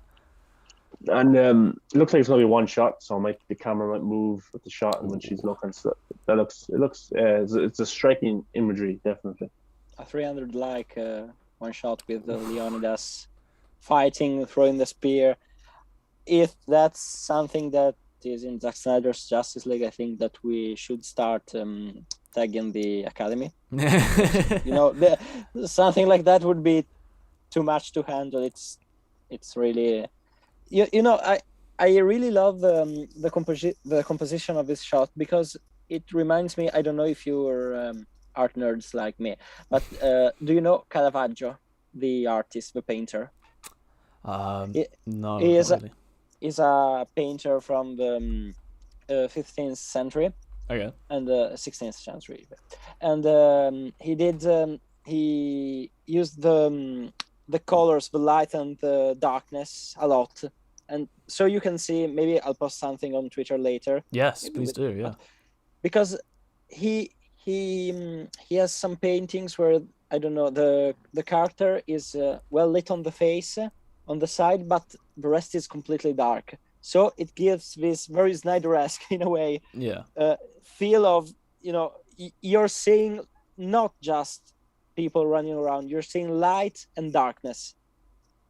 It's really, it's a type of composition that makes Snyder, the best visual artist working today. So yeah. And I said that. Well, there you go. That's There you all go. that. Yeah, well, we're gonna put those quotes all over the show. So if when we get near to the film coming out, it's gonna be like, oh, that was that show where they said I was the best, visual art director ever, or whatever. Yeah. It's like, yeah, the movie buffs, we were the ones who said that. It was definitely us. I want the tagline to be put, like the tomato soup cans with my face plastered, like our three faces, like, and the phrase on the side. Yeah, best visual director ever. Yeah. Okay, so last ones from the final scene after we get the title card, and we have our hilarious moment of we live in a society. Zack Snyder's just like, fuck you, I'm gonna get Joker to say we live in a society because you guys just give me shit for whatever I do, so I'm just gonna do this. I mean, it was definitely like, in all seriousness, part of that line of talking about how it's like where honor means nothing anymore, it's a long lost tradition, and just kind of the fact that he's just kind of like a bit bored, he's like, God, this world's a bit shit, everyone's just as crazy as I am right now, and everything that I used to violate back in the past is just not really a thing anymore, and here to maybe spite Batman one last time. I don't know, but it's awesome, and this is what we got additional photography for, and it's fucking worth it. Absolutely. It looks crazy. I can't wait to see it. Joker and Batman together for the first time since 2008. That line was brilliant. Ben Affleck, he looks slimmer, of course. Of course, he wasn't as training as much, and it's years later, so it makes kind of sense. It wouldn't be much food anyway, so it suits how they look. But he just turns around and he's like, well, we live in a society, or what was it? Honor is what was it? I keep forgetting. But he isn't that right, Batman? And I love that because all the villains that Batman has had, like we just say Batman, Batman. The villains have always said like, "Where's the Batman?" or "There's the Batman," or something like that. They always put an emphasis on saying the word Batman, which I love, and I love how Jared Leto's Joker has continued that trend. So yeah, it's like Joker's just sitting there looking out at this destruction of a world, and it's not really bothering him that much. It's just like, I knew this was going to happen, and it's kind of fitting how Joker and Batman are supposed to be good and evil, but they're still alive. So what is the importance of good and evil then if these two guys, especially Joker, can still be alive when the world goes to shit and so many innocent people die? Yeah. So it just that's a very interesting perspective to look at it. That somebody so effed up as Joker, is he any different from Batman, or is Batman any different from Joker? Because the two of them survived, so maybe they can't die. They need each other to live. Maybe if one dies, the other will die. Yeah, I mean, this is one of the things I was thinking about as a result of this. Is we know this is like a 4-minute scene, I think, that Zack did. It's like, well, what is the kind of the end point of this scene? Is it just a moment where they're like, fuck it, we're just gonna have to work together and that'll be that? Or is Joker gonna try and kill Batman because he just wants to cause some chaos in this world where he doesn't really have any big of a say anymore, and the Batman's gonna have to like fucking smack him down? Or like what would be the? I mean we know this is Joker kind of just taunting Batman with his like analyzing Batman and deconstructing him in a way that's probably gonna make Batman very uncomfortable. But I mean, like, I don't know. It's just seeing these two guys together, and in all of the settings, like, it's crazy to think. You go back to, like, Batman v Superman, like, yeah, in 2021 you're gonna have a scene of them in a post-apocalyptic world just having a chat. While Batman's like armed to the fucking teeth, Joker's looking fucked up, and the world's been destroyed, whatever.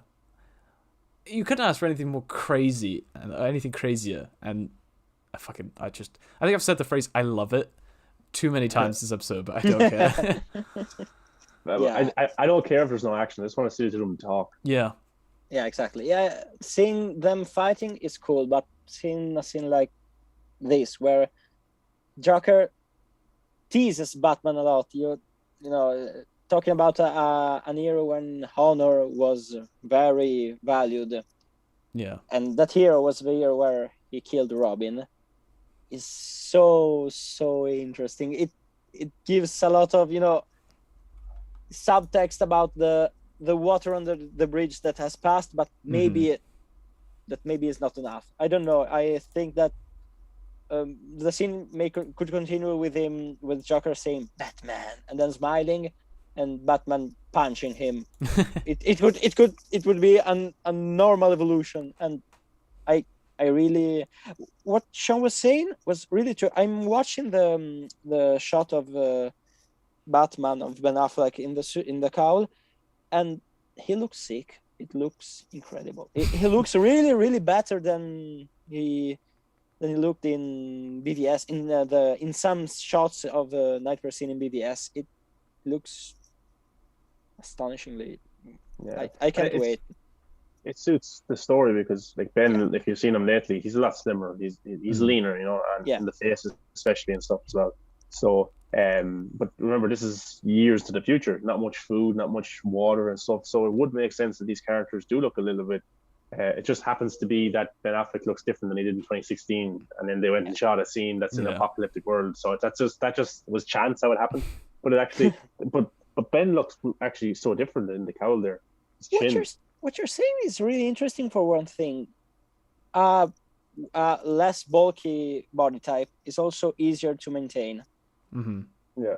Also for shooting some other stuff, some other movies. Like if they chose to give Batman a leaner body type, it could also mean that they already talked about, we're not going to put you through months of gym, and you won't be able to eat anything with 2 calories for 2 years. But you're going to have a lean body type. Maybe you're going to have to be a bit more muscular for one shot of the movie, but for the rest you're going to have this suit, this coat, this stuff that is going to cover everything, and the face looks perhaps even better now. So it could also, to me, it can also tell a story of them saying this is the Batman that we want to have in the future with also this Joker. So would you be okay to keep this body type to play this Batman again? Because it's definitely something that you could be considering, like I don't think that Ben Affleck would have, not even Ben Affleck, Zack Snyder would have said to Affleck, come back to shoot these scenes because I want to do a sequel, without at least talking to him to the possibility of coming back for this role. So I don't know, maybe. Yeah, it's a different, like Hugh Jackman's Wolverine, like he nearly has his shirt off in every fight scene, so he needs to maintain his physique. Chris Hemsworth as Thor, he wears like a sleeveless thing as well, so his arms, but the thing with Batman is he's like, the suit can do most of it for you. Like Zachary Levi's Shazam suit, he's not really that big. Ben Affleck, even when he was big, he wasn't as big as the Ben Affleck Batfleck suit in 2016. So you can get away with it. It's just about what clothes you wear and stuff like that. It's not really a big problem, I don't think. The suit looked like he's ripped and big, and just when he's in normal clothes, just I'm sure they can do stuff in makeup. It's not a big deal. I mean, how nice is it to be seeing the BVS suit in action again, though?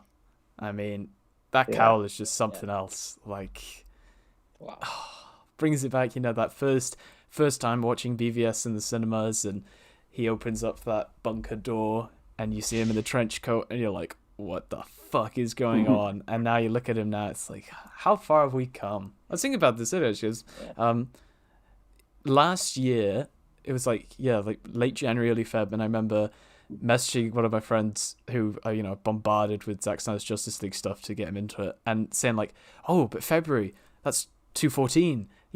He could announce the cut on that date. That could definitely be it." And now here we are, a year later, cut announced. We get a trailer. It's coming in less than a month. Oh, what a ride! That meme with Ant-Man. What's his name? The Ant-Man actor. Paul Rudd. Paul Rudd. Sorry.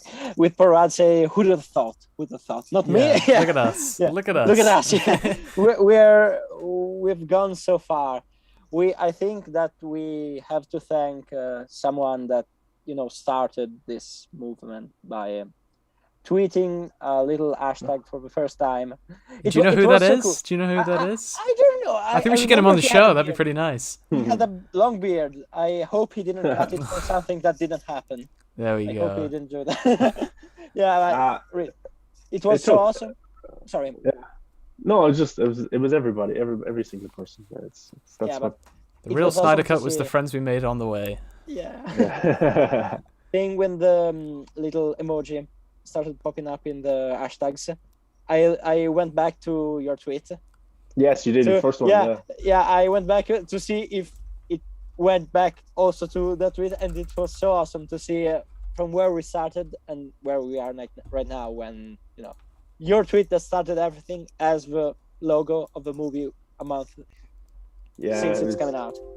It's kind of cool because you were the first one to share it, so I clicked into it. I was like, "Oh my god, it has the logo!" Beside it. Pretty cool. And so I was like, "Yeah, that was awesome." It just shows us where we've come from. But even if you go back and watch the 2017 version and watch this trailer, it just shows you how far we've come as well. So Yeah. like even today, it's trending so high. The YouTube numbers are high, and everything like that. So that's every single person. And that's great that this is the fans' movie that's coming out in less than a month. So it's everyone's film. So I'm happy. We can all enjoy it. Yeah. It's been a hell of a wild ride, and today's been a hell of a wild ride as well. So, gentlemen, I thank you for your service. 2 hours of your time to deconstruct a trailer. Thank you for having me. It's thank you for coming pleasure, on. And whenever you want to talk stuff like this, it's always a pleasure. So yeah, whenever you want for the next trailer, since maybe we're going to have another one, or for anything, You had you had Zack on recently for an interview with the Minutemen. Yeah, very good. Yeah, thank you. I hope I didn't stutter too much because there was one point. Sorry. No, it was good. I enjoyed it. Thank you. There was one point when I said, we're going to introduce ourselves because you're Zack Snyder, and I listened to myself saying that and realizing how stupid that sounded. But yeah, I said, or I have already said it. I have to move on to the next stupid thing I will say. But yeah, at the end of the day, it was cool. The best thing is that I'm so many people liking it. So you liking it. So yeah, it was amazing. And also Zack was really cool. And also he said that he liked it as well, this experience. So I'm glad I didn't disappoint any of you. Hey man, it's one of those absolutely surreal situations that you're in, and you have to. It's not an easy task to. I'm sure it can't have been an easy task to try and be like, okay, this is just like a normal chat. It's like, no, I'm talking to like my old type, like the person I'd want to talk to the most. So yeah, exactly. I thought it was great. I was there. I was ready for the countdown and watched the whole thing. And yeah, guys, really great questions. So if any of you guys haven't seen it, go and check it out. I'll make sure to grab a link for it and put it in the description after the show is over. Yes, thank you very much, everybody, for being here. Thank you very much, you guys, for being here. Just see what else anyone's saying in the chat. We've got, Fatman, Zack Snyder knocked this out of the park. Yes, he did. The journey has been rough, but a beautiful one too. I think that's probably the best way to describe it. It's been rough as hell. It's been turbulent, but it's been amazing that we're here, and we've got hopefully some more trailers, but the be-all and end-all, the most important thing is Zack Snyder's Justice League comes out next March. So, rest easy tonight, boys, and watch that trailer. Yeah. All right. Thank you, everybody. We will see you when we see you.